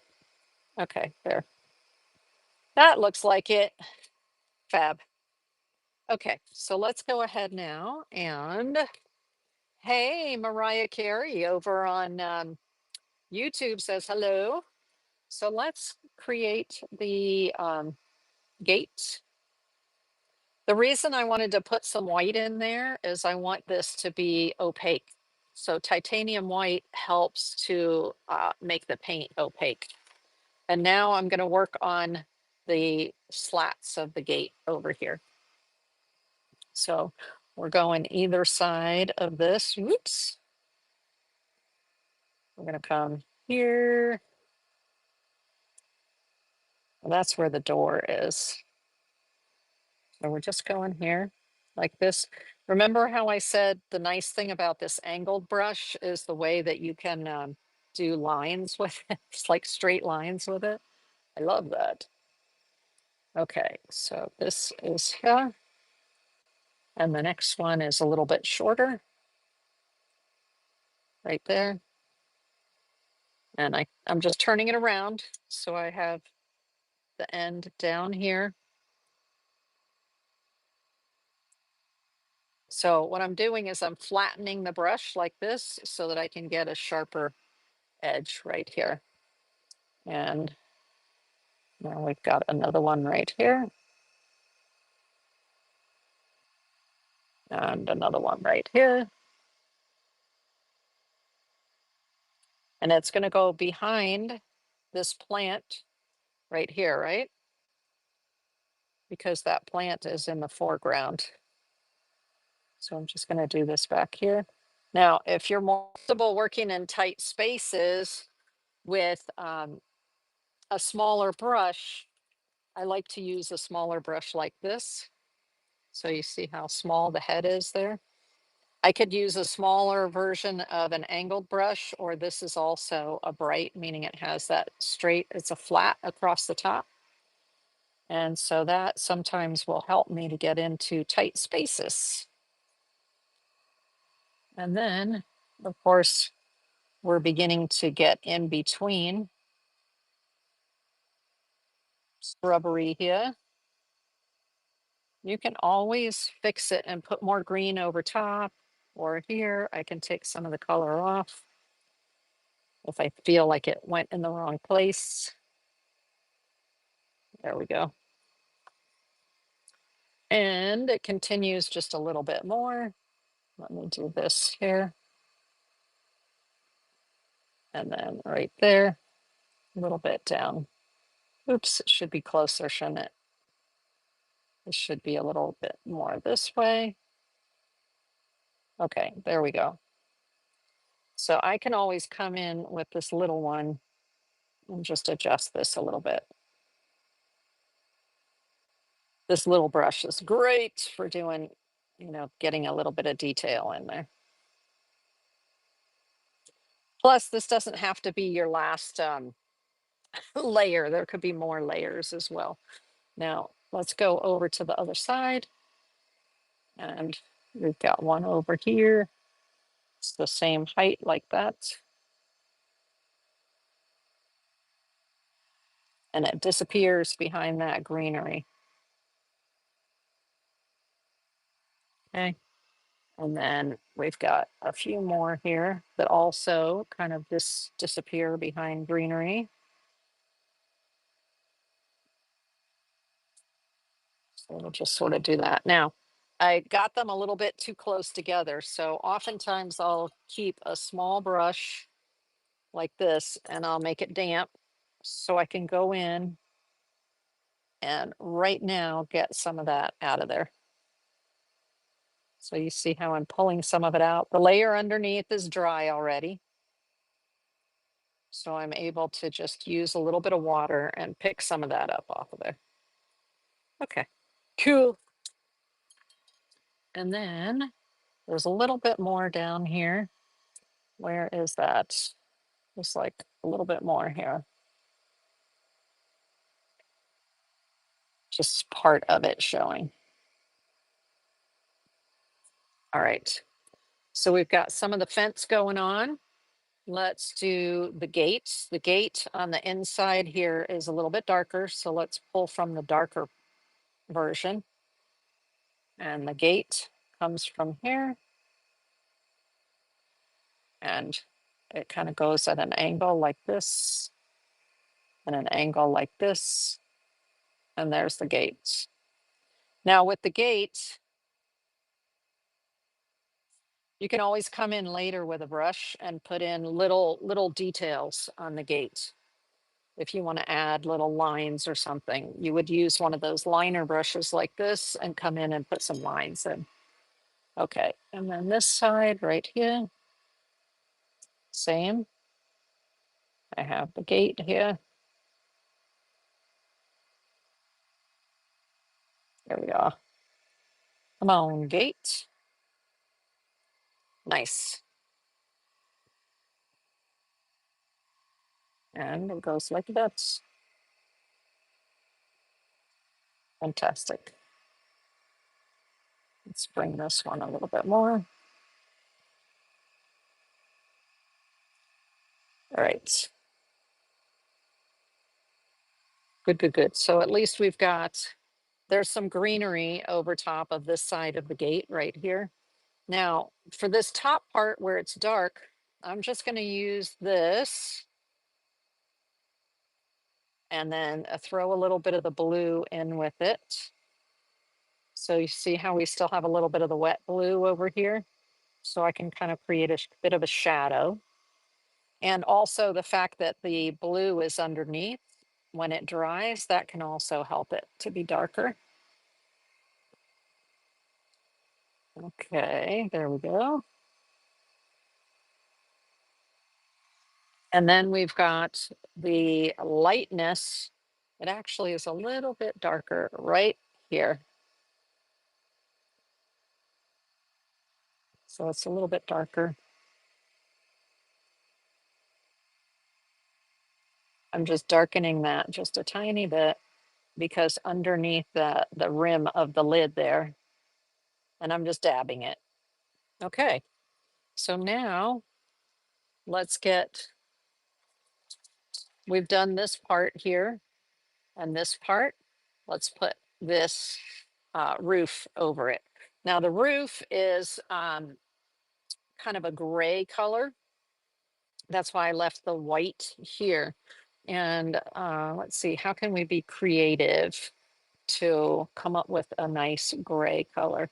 Red and green. The green will knock down the brownness, the redness here. So let's take some more of that blue and put it in here so we get sort of a darker color. And then I'm going to add a little bit of white to it. Let's get a little bit more green here to just darken it. Okay, so that's a darker version of that brown. Oop, a little bit more, a little bit more. But it's not darker, is it? It's actually sort of lighter. So what I'm going to do is add a little bit of white to it. Is this open? Nope. Okay, now it's open. The nice thing about this is that you have a nozzle. Now I got a little bit of white there, but that's okay. I'll just pick it up. Is you can control how much comes out with the nozzle. There, see how that's sort of it's a grayed out version of the brown, right? All right, cool. So this goes this way. And it's gonna come along here. This is your roof. And then out here, it's gonna come out like this. So there we go. So in the beginning, when you're building this background, that's what it is. We're just building a background. The real fun and the impressionist part starts when the background is built, and then we're putting in all the lights of the leaves and everything here. Okay, let me come back this way a little bit. It's okay to turn your painting around. So obviously there is light or sun on this roof. So we are, oh, thanks for the hearts over on YouTube. I appreciate it. Okay, so let's get a little bit of the white. So you just love that you can put out just a little bit. And then we'll get a little bit of the yellow because I want to make it a little bit brighter, right? Because it's brighter. Now we're starting to put in little marks, this is more of the impressionist side of it. So I'm just putting in a few highlight marks along here. now that I already have the base.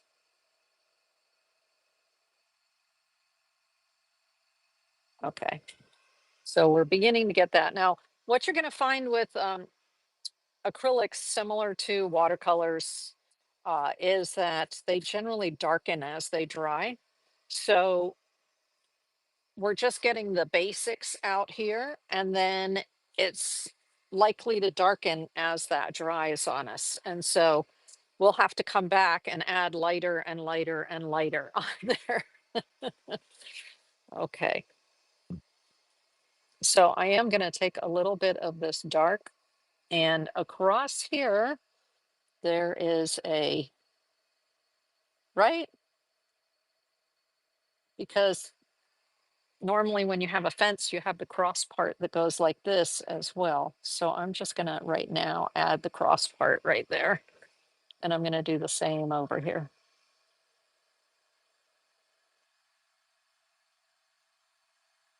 And then over here. All right, so it's looking more like a fence. And then let's move. There's a little bit darker area up here. So I'm adding just a little bit darker, and I'm going to put it right up here. There's just a little area right up here. Get it a little bit darker. So you're going back and forth between your colors. Okay, there we go.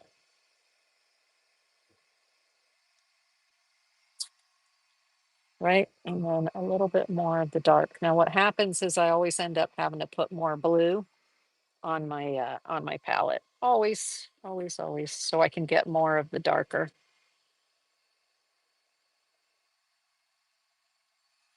Okay, so we're beginning to get the gate going. I have an idea of the gate right there. Okay, let's clear this off. And now what I want to do is I want to work on right now this part so it can dry. So we're going to put the base in for that part, and we're going to put the base in for the sky. Okay, so let's put, ooh, the walkway is right here. It's kind of gray, but I don't want it to be gray. I want to indicate that there's light shining on the walkway. Okay, so I'm going to use some of the yellow ochre. Love the color yellow ochre. I use it a lot because it's going to indicate that it's warm. It's a beautiful warm color. And then I'm going to take this one. Let's dip that back in there because I don't want it to get too dry. Um, okay, let's go back to this brush, and I'm going to get some of that color off. Now I put it in water, but I didn't swish it around because I don't want the water to get too full of pigment yet. Okay, so let's do this. And I just get a lot of the pigment out before I swish it. This is better for the environment because if your water goes down the sink, then all that pigment goes down the sink. But if you put it in a paper towel and then throw the paper towel in the garbage, the majority of the pigment just gets burned up, gets disposed of. Okay, there we go. And then I'll rinse it. And I'll get a new piece of paper towel. There we go. Okay, so now I'm going to use white, but I'm not going to use the fluid white.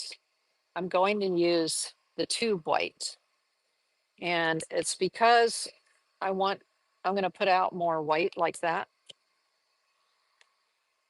And right now I'm going to do a combination of the little bit of yellow, little bit of white, and a little bit of the, which one? Yellow ochre. So you see how it creates kind of a warm, it's actually too warm. I need to cool it off a little bit more. There we go. So it's sort of sandy looking, right? And it's going to be a good counterpoint to the greenery that's going to be going in. And it's going to indicate that the sun is shining in there. So this is the mid-tone color. I'm going to take some of that and I'm going to add some more white to it so that I've got a lighter version of it as well. Okay, cool. And the reason is white is a cool color. Okay. And so when I add more white to it, and also this bright yellow, well, the bright yellow is a warmer color. So I want the part that's closer to me to be warmer and the part that's further away from me to be cooler. Okay. I hope that makes sense. But for instance, when you're doing mountains, the mountains further away are cooler blue, and the ones closer have more greenery on them. So they have more, they're warmer because green is a warm color. So let's get back in there. We're going to first put the lighter. So the one that I mixed with more white. So the color is cooler. And we're going to bring that back here. Actually, there's like a pathway back here. Okay. So there's a path back behind the gates.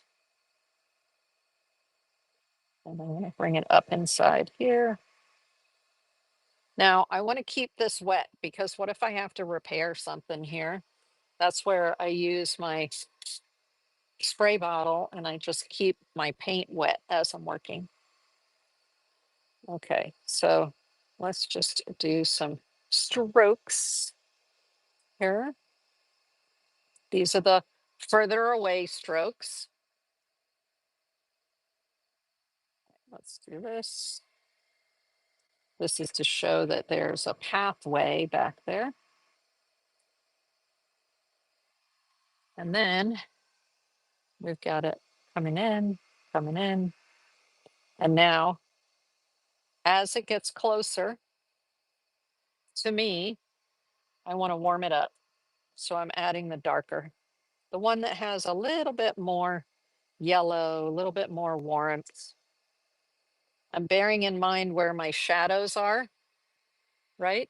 There, there are bushes and shadows here. Okay. I can even pull in a little bit more of the yellow ochre toward the front if I want to add a little bit more variation there. And I'm pouncing with my brush. So what's happening is I'm getting little stroke marks. And that's part of the impressionism is you're not doing everything smoothly. Hey, Salmon's girl, welcome in. So you see how it's cooler here and then it gets warmer and warmer. Now there's a little, I don't know what that is, but something, I always get dog hair and all kinds of stuff in my paint. So something was in there, but I took it out. Okay. And then over here in front of the bamboo, if you look here, do you see where there's a little bit of, what's that stuff called? I was here and got kicked out. Oh, dang it. I hate when that happens, right? Okay. So over here, there's going to be a little bit of mulch. That's what it's called, mulch. So I'm going to sort of go back and forth in here and get the mulch going with a little bit of a different color, right? And just mess around with the brush strokes because the light is on there too. All right. And you can go back in later and define that a little bit more for yourself. Plus there's a little bit of mulch over here. So I'm going to throw a little bit of it at the edge. Just have fun mixing, mixing, mixing, mixing. Don't be afraid to mix because no crying in acrylics. You can always go back, right? And paint right over top of it. Hallelujah. So I'm just putting a little bit more of that mulch in there. I need a little more brown for variation. See how I'm pouncing, and then that way that gives you some variation there. And is that all we have for that? There we go, a little bit more. Okay, so I've got my my mulchy areas, but now I've laid in my first layer here. There's going to be more layers built up, but at least that's the background, the start, right? And then I want to go up. Here, let me get some of that dark out of there, and then I can see a little area over here where the walkway continues. So I'm going to grab some of the cooler version, and put it back over here. We can always decide to cover that up if we want to later. Let's do a little bit more here so it's more even. There. Okay. Tap, tap, tap. Love that tapping motion. There we go. Now there's actually a little bit of a line there. So let me get some of this and sort of put a bit of a line in here to just let us know that there is a sort of a walkway back here. Like I said, I can always take that out later, but that's sort of a walkway. Let's bring a little bit in there. So, okay, we got a walkway. Um, Let me clean this brush off a bit. Now let's get, before we get too far along, there should be some green back in here. Okay, so let's go ahead and get some green in the background. And I've got that green brush, right, that I was saving, that I kept putting water on so I could save it. Let's get some more of the white. Let's dip into some of that other green that's there. Now this is quite light. So what does that mean? It's too light for the background. If I show you here, the background in between there, too light, right? So I'm gonna need to add some blue to that. So let me go back to my, okay, let me find it. Let me find it. Oh, yes, I was using the open. So that's the ultramarine blue. Let's put just a little bit more ultramarine blue out there so we can get a dark green. A little bit more yellow to sort of warm it up a little bit. Come on, ultramarine, work your magic. All right. So we'll just get in between here with some greens. Right. So we need to put that. There we go. At least we got some green going in there. We'll put some green in here. I'm sort of covering up those white spaces with some green. All right. There's going to be some green there, some green there, more green up in here. Okay. So we're just getting a little bit more of that green in there. Hey, jewelry lover, welcome in, welcome in. I am doing a demonstration of Impressionist painting. So we're blocking in our backgrounds right now, which takes a little bit of time, but then once the backgrounds are blocked in, wow. The impressionist part of it, which is having fun and putting all kinds of fun marks on it, really makes it come to life. Okay, then I'm also going to take this green and I'm going to put it over top of this blue, right? I'm going to have to darken that, aren't I? Ugh. Now, another good color for darkening is Payne's Gray. So this is Payne's Gray, and I actually have a Payne's Gray to give away tonight. So Payne's Gray, let me show you what it looks like. It's a dark, dark, dark, dark, dark, usually with a blue undertone. It's almost black, but with a blue undertone. So that is like perfect for darkening up your colors without using black. Okay, Payne's gray. So this piece of bamboo is dark, dark, dark. And I'm gonna draw that in there over top, but it's still a bit green. Okay, let's do this one. We're putting in the bamboo. Now this is the background of the bamboo. We'll go in and we'll define it uh, after it's dry. Okay, nice. Payne's gray, Payne's gray. It's a trick for getting things really dark also. Okay, but I want some of that green up in here, that dark green. What I'm gonna have to do with the dark green is I'm gonna have to add a little bit of white, just a little bit of white. Isn't it great? One drop, maybe 2 drops. It's almost a gray green because in here, the dark is so dark, it looks black. And we don't want black. We want like a dark, dark green. Okay, cool. And we're gonna come here and put a dark green. I'm just carrying that dark green, like gray green. Anyhow, got it. Okay, so we're darkening it a little bit. All right, there we go. Because we do have green back in there, and we're going to use a small brush and define that a little bit better in just a few. So let's just put a sky in real quick so that we have something in our sky area.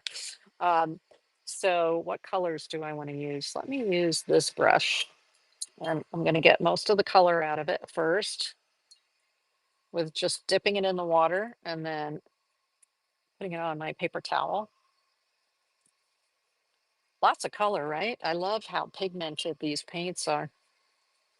So the Pebeo paints and the golden paints, that's the Pebeos, the golden and the golden open, um, super highly pigmented. So you can be confident buying any of those. Oh, and the Winsor Newton also, this one. That's nice pigmentation. What you're going to notice is if you work with these kind of fluid acrylics, hey, Critter Chops, welcome in, that they're very chalky. They have a lot of white in them. And so you don't always get the same level of color mixing with those. Okay, let's put the sky in. So one of my favorite colors, where is the cerulean blue? Let me see, cerulean blue. So there's a cerulean blue. And what we're gonna do is add some white to it. So we're gonna go back, let's put this here. You only need a little bit. Another color that I love is the turquoise, but we'll use the turquoise to kind of put some little dots in afterwards. Okay, so let's put some white in there. And let's see how light we can get that. So that was cerulean blue and white, because the cerulean blue is like super dark. So you only need a little bit of it. See, even that's way too dark. Way too dark. So let's go with more white. That's why you need a lot of white, y'all. Right? You need lots of white because you don't always know what the tinting strength is of the paints you're working with. And sometimes they go a long way. So there's some blue. I would call that a mid-tone blue. So that's fine. We will work with that. Let's use, I'm going to use this rounded brush that I had mentioned earlier. So we're going to pick up some blue and I'm going to turn this around. And I'm just going to fill this area. Now, don't worry if there are darker areas and lighter areas, it's fine. I'm also getting the tree holes, they're called, right? Sometimes there are areas in between the trees where you can see the sunlight.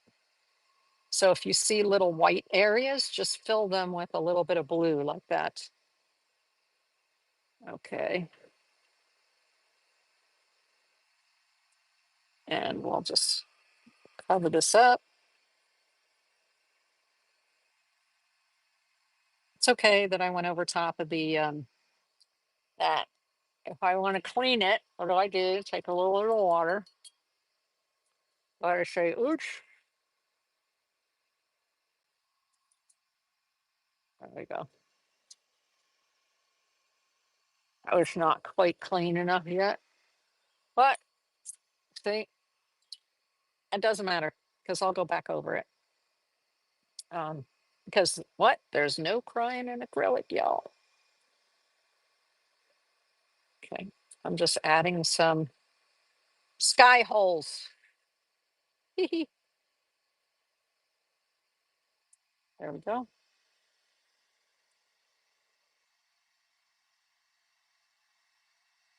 Perfect. We got it. We got it. We got it. Okay. I love the little sky holes here. Ah, fantastic. And what makes them possible is putting all that white in there because the white lets you build the little holes, the little sky holes with that white.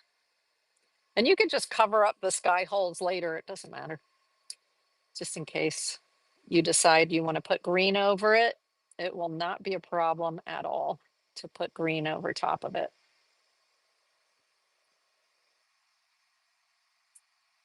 There we go.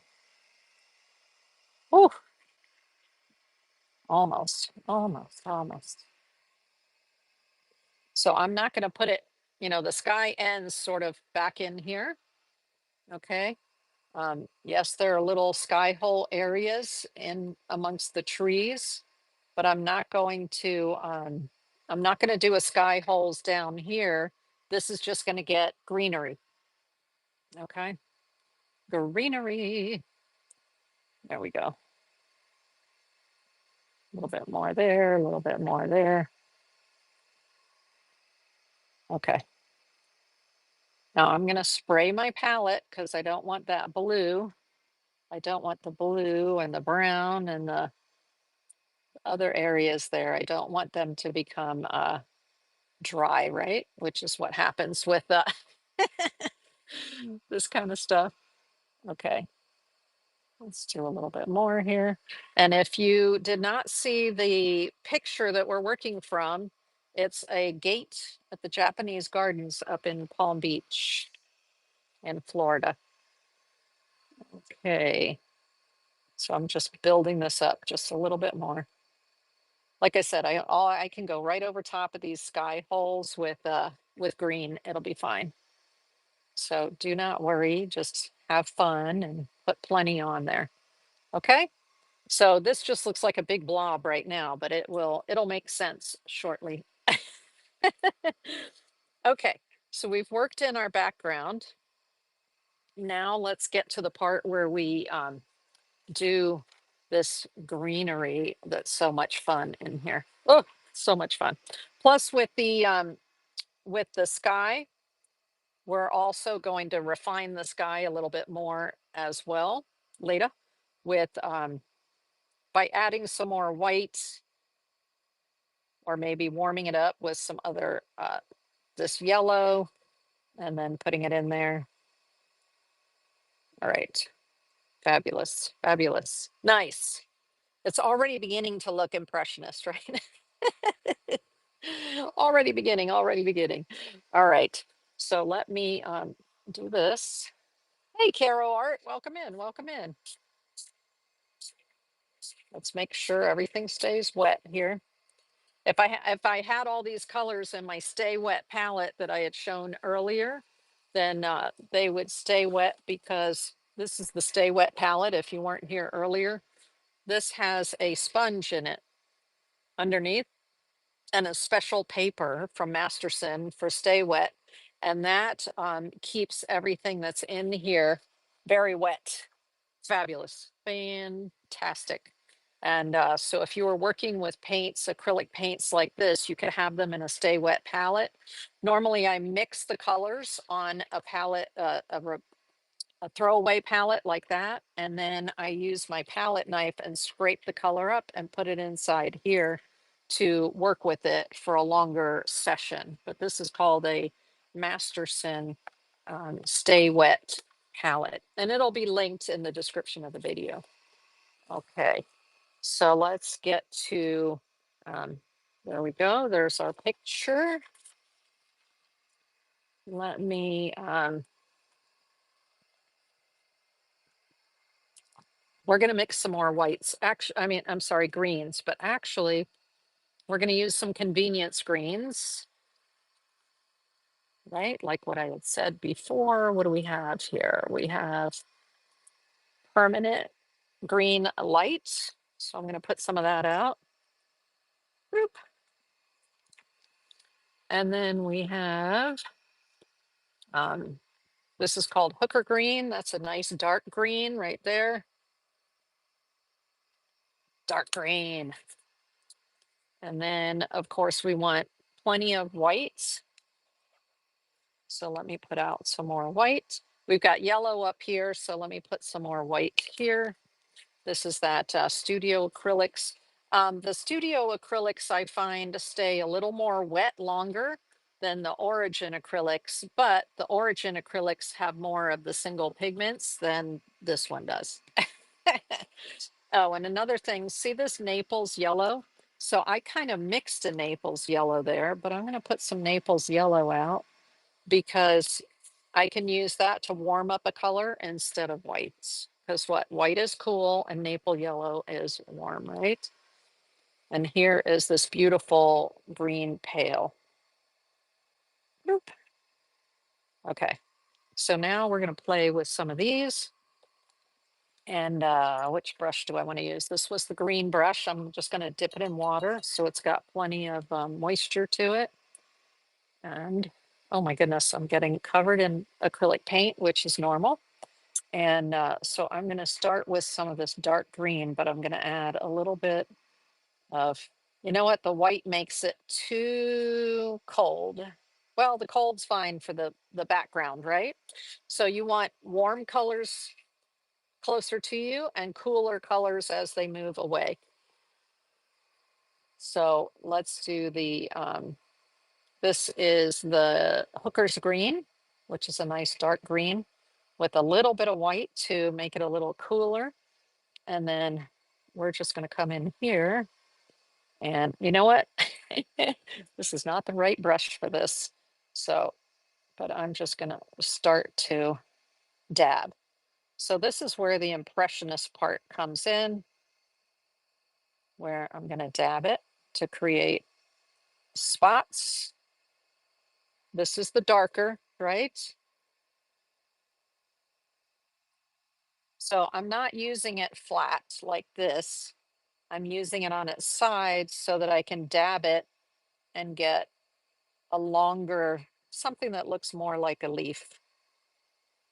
Okay, so I'm building some color into the background there.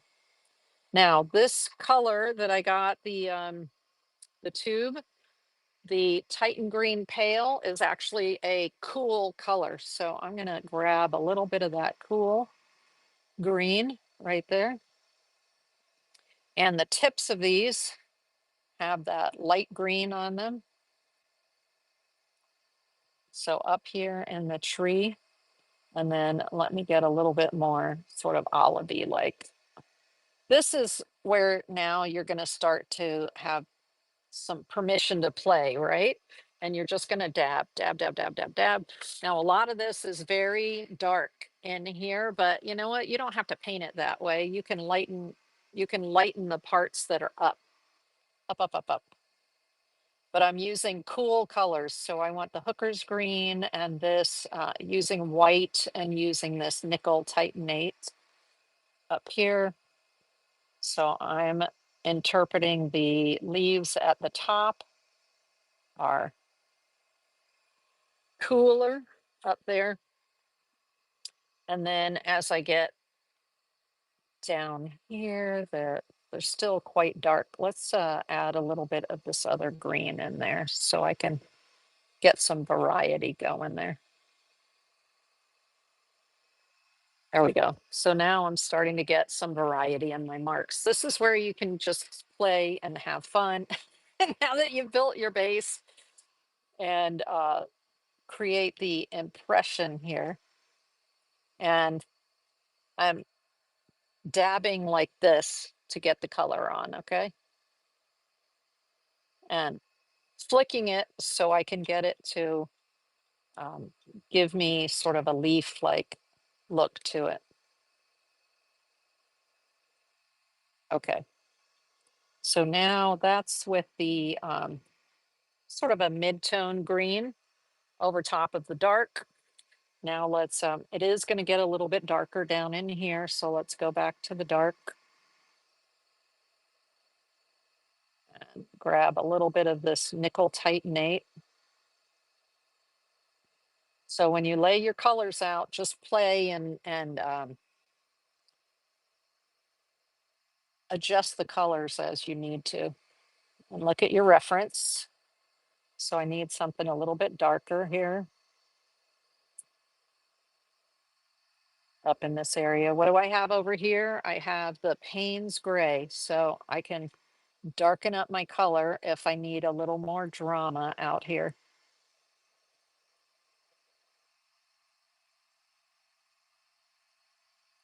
I just love the sky holes. The sky holes turn me on. They're awesome. Uh, okay, let's we're gonna get a little bit lighter up in this area here. So let's do some of this lighter green. Now what I want to do is this, it's a little hard to get leaves using this flat brush. So what I'm going to do is I'm going to switch to this rounded brush. Let me see if I have another rounded brush. Yeah, actually I do. Okay, so I don't have to take the blue off of that one. See how this one is rounded? So I always start by getting my brushes wet. And when you have a rounded brush, that can help you with that sort of leaf shape. Makes it a little easier to make those marks. Okay. I want to be sure I have some of that white in there.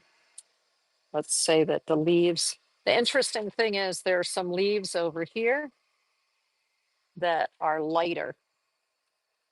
So if I, but I don't want them to be light as in with white.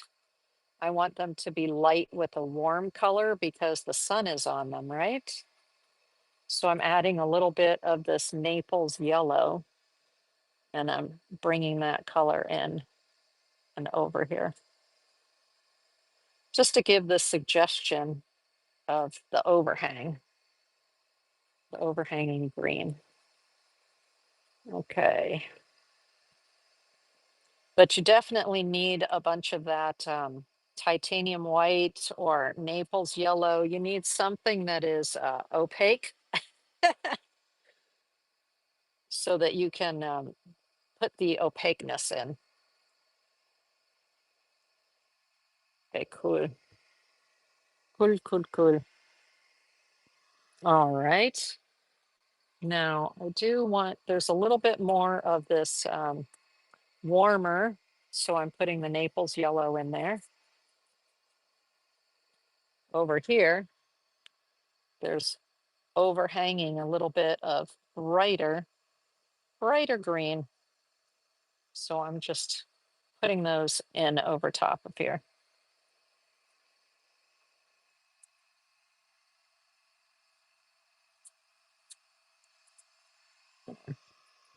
Okay, and right there.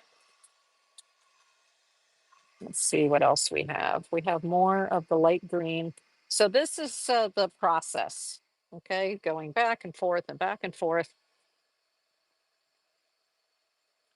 There's some of the lighter green. There's a bunch of lighter green over here. But this green is much warmer. So let's get some of this and a little bit more of the Naples yellow.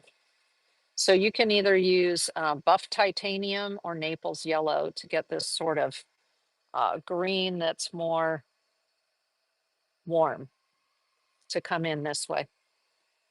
Okay, get a little bit more dark green in there.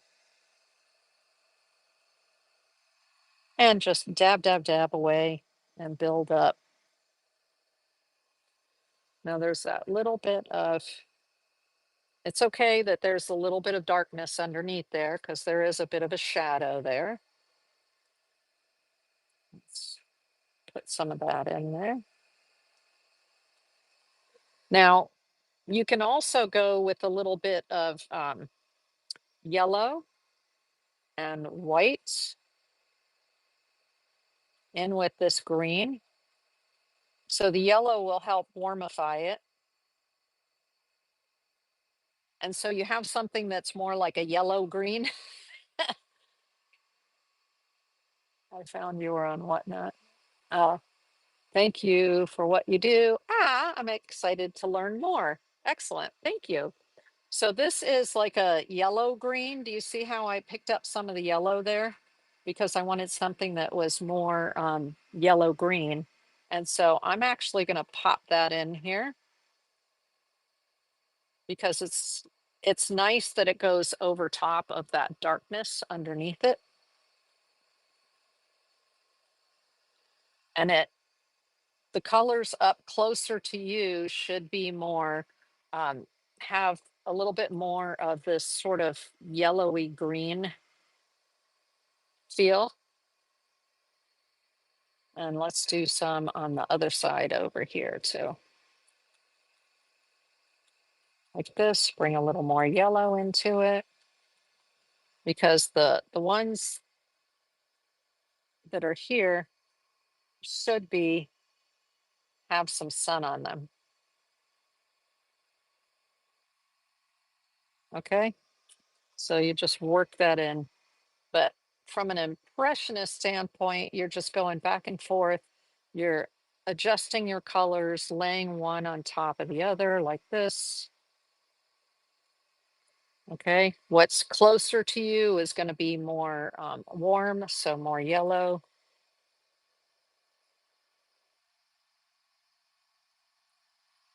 A little bit like that.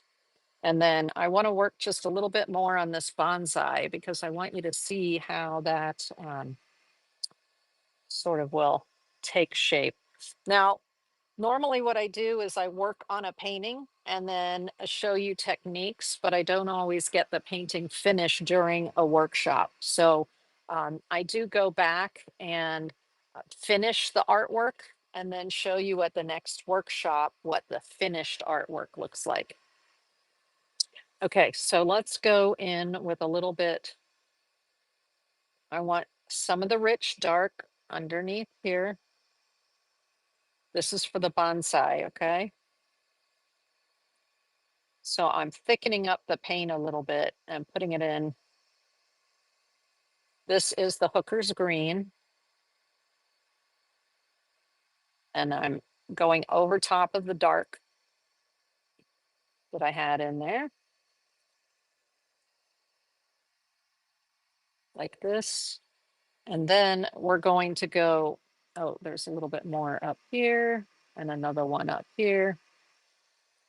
So then we're going to go much lighter, take that color, go much lighter, and then just go on top of there. So the bonsai has little tufts, right? And let's get a little bit of white, a little bit of yellow. There we go. Now you can start to see the tufts. So I'm constantly working back and forth to get darker, lighter, just like that. So this is the bonsai. It's not really a bonsai, it's a sculpted tree. Like that. Now, right now, there's still a lot of blue in the background. And I'm going to be going in with my darker greens and building up that background. But at least you can begin to see the tufts of the bonsai. So see the bonsai tree right here? And that's what I'm building up right now. And um, I will take the liner. Remember I showed you the liner brush here? So I'll take the liner and I'll go in and I'll create a dark, what do I have? I have some Payne's gray here.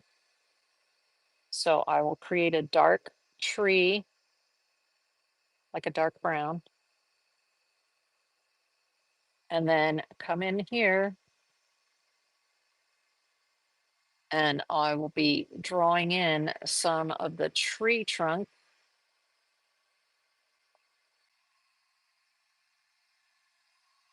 that'll be part of that. Because there's a big tree trunk here in the middle. And then, of course, you can pick up a little bit of this and just drop a little bit in there. When you're painting, when you're doing a painting that's more impressionist, you put your color down and then you come in and you do your highlights like this to bring attention to that spot. You see the little lines that are in there?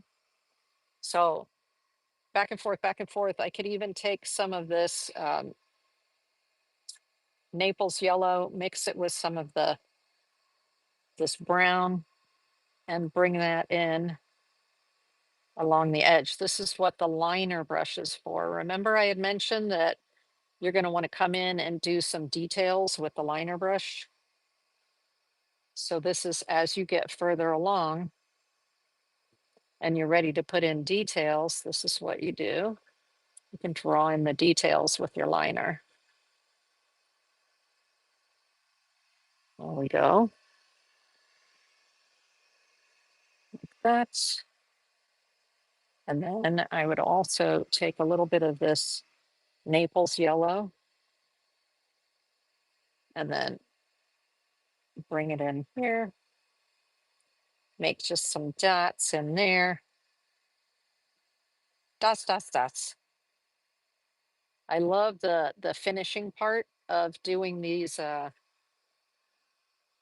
impressionist type paintings, because then you just get to go in and do your, generally you start with the darks and then you work up to your lights. So I would just be coming in here and dropping in my lights and giving it some more definition like that.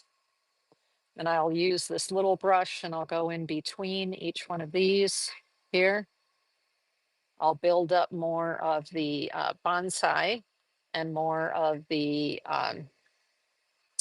these bamboo over here. Like I said, this Naples yellow, or I mixed a Naples yellow, didn't I, by using a little bit of the yellow, the uh, yellow ochre, and some white. And I mixed myself something that looks very much like a Naples yellow here. So you don't have to have Naples yellow to do that. But if I wanted to indicate light, I would just drop in some more spots along here. If I wanted to indicate the light was coming from over here. So that's on the bamboo, right? And like this. So we're just having fun, just putting marks, work from that dark to get lighter, lighter, lighter, and really bring out the attention to your pieces here. I'll go in and I'll mess around more with the shadows. Like I probably will want to put some more of this here. Like I want to give more of the viewer some more information in the painting to guide them that this is a path coming in this direction. So I'm just putting other little marks in there, right? On the path. Okay, so whew, that is so much fun. Um, I will be finishing this and then we'll show you next week what the finished painting looks like. When I work back in and I put all of the dots of the leaves and I finish with the sculpted tree and the bamboos over here. So I'll be giving these doors a little more definition, like putting some sort of marks on it like this, right? In order to give it a little more definition. And let's do this like that, right? And so that you'll be able to see next week the whole finished piece with all of the detail. Similar to this piece here, which was the piece that I did for the workshop. Notice how up in the sky, there's a lot more detail going on. That's using the greens and the blues. Let me do a little bit more of the sky for you. So you get that. So here's the blue. What am I going to do? I'm just going to grab some of the green. Here, let's do it over here. I'm going to grab some of that green and some of the white. So I get an interesting different color with a little bit of green in it, and go in with the blue and just alter the sky. And so that's how you can get a variation in the sky that makes it look a lot more impressionistic than just you don't want something that's boring, just like a single color, like that blue. You want to come back in. And so this is kind of a blue green, right? And you've got some of that blue peeking through. There we go. So that gives a lot more interest to the sky, doesn't it? That's like a sort of a greeny blue, but with some of the blue still showing, right? So that makes it a little more fun. Let's just do this, right? There we go. So now I adjusted some of the sky there, but you've got more than one color. So the idea is layer, layer, layer so that you've got multiple colors. Yes, looks great. Thank you. Right. It looks much more fun like that, but you leave your base color in that background, but then you come back on top of it with, what if I wanted to throw a little bit of yellow in there? I don't even know if there's any dry yellow. Then I could even modify it a little bit more. So it's build up the layers, have fun with them. This way the sky sort of speaks to what's going on around it because there's a little bit of green in it reflecting. All right. I just purchased one of your pieces. Oh, thank you, Flower Gazer. I appreciate it. You're awesome. Thank you. I am going to start the auction with some of my new pieces and some of my cards. Let me look in here. And does it show? Which one is it? Oh, love that. The stacks. I love my stacks. Thank you very much, Flower Gazer. I do appreciate it. Yeah, I love rock stacks, right? They're very meditative. All right. So I'm going to take these and dump them into the water right now. I will work on cleaning them later, where I'm going to take it out of the water and put it in a paper towel for the most part. The beautiful thing, like I said, about these this is that you can just wrap it up and throw it away. I know I hate to do that. Let me take the white and see, this is my white. Oh, thank you, Flower Gazer. She said, I appreciate you. So I'm taking the white and I'm just gonna, the nice thing about having a pot like this is that you can put your paint back into it like that. Even though there's a little bit of color in it, I don't mind because I'm color mixing in general, the white with everything. So I love the tubs because it's so easy to put the paint back in there, isn't it? It's difficult to put the paint back in the tubes, but easy to put it back into the tubs. So I do love the tubs. I hate to do it, but this is not on a stay wet palette. If this was on the stay wet palette that I had shown you before, this one, I could literally just close the palette and it would keep the paint. Let's see if I can pick up some of the paint and put it in here. Let me just move this out of the way real quick so I will show you. Oh, there we are. And so if I take my palette knife, like it is, I can scrape up. Let's see, what color do I want to scrape up?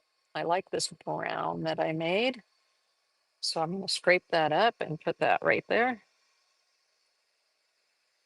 So that will keep that moist and workable. I'm actually getting a smaller palette knife, so it's a little bit easier to keep it together. And then what other color do I want to keep? I'll keep these, this light green right here. I'll keep that right there. And then this green, I'll keep it right there. You will be so pleasantly surprised at the way this Stay Wet palette keeps your paint wet. Oh my gosh. So that, like, let's say you wanted to go to lunch, you have your colors in here, you go to lunch, you know, you put the lid on, you go to lunch, you come back, and it is phenomenal. Okay, so let's get this green, which was the permanent green light, and we'll put it over here like that. And it will be perfectly dry and usable. I mean, perfectly wet and usable for me later. And then what other color do I want? This Naples yellow, one of my favorites, right there. Okay. And the Payne's gray, I have a lot of it, so I'm not going to worry about that. And I have a lot of this blue, don't I? I like to do this cerulean blue mix. You can see right there. I have lots of it that I keep wet. Okay, so we're going to put the lid on, and those colors will stay beautifully wet for me to continue the painting later. And what I'm going to do here is, this is the beauty of using the disposable palette, is you just fold it up like that and away it goes. And I love working with palette knives because they're so easy to clean off like that. And then I do entire paintings with palette knives sometimes, so I don't have any paint that I have to clean off of a brush. Just like that. Fantastic. Again, I will finish this up and I will show it to you next week.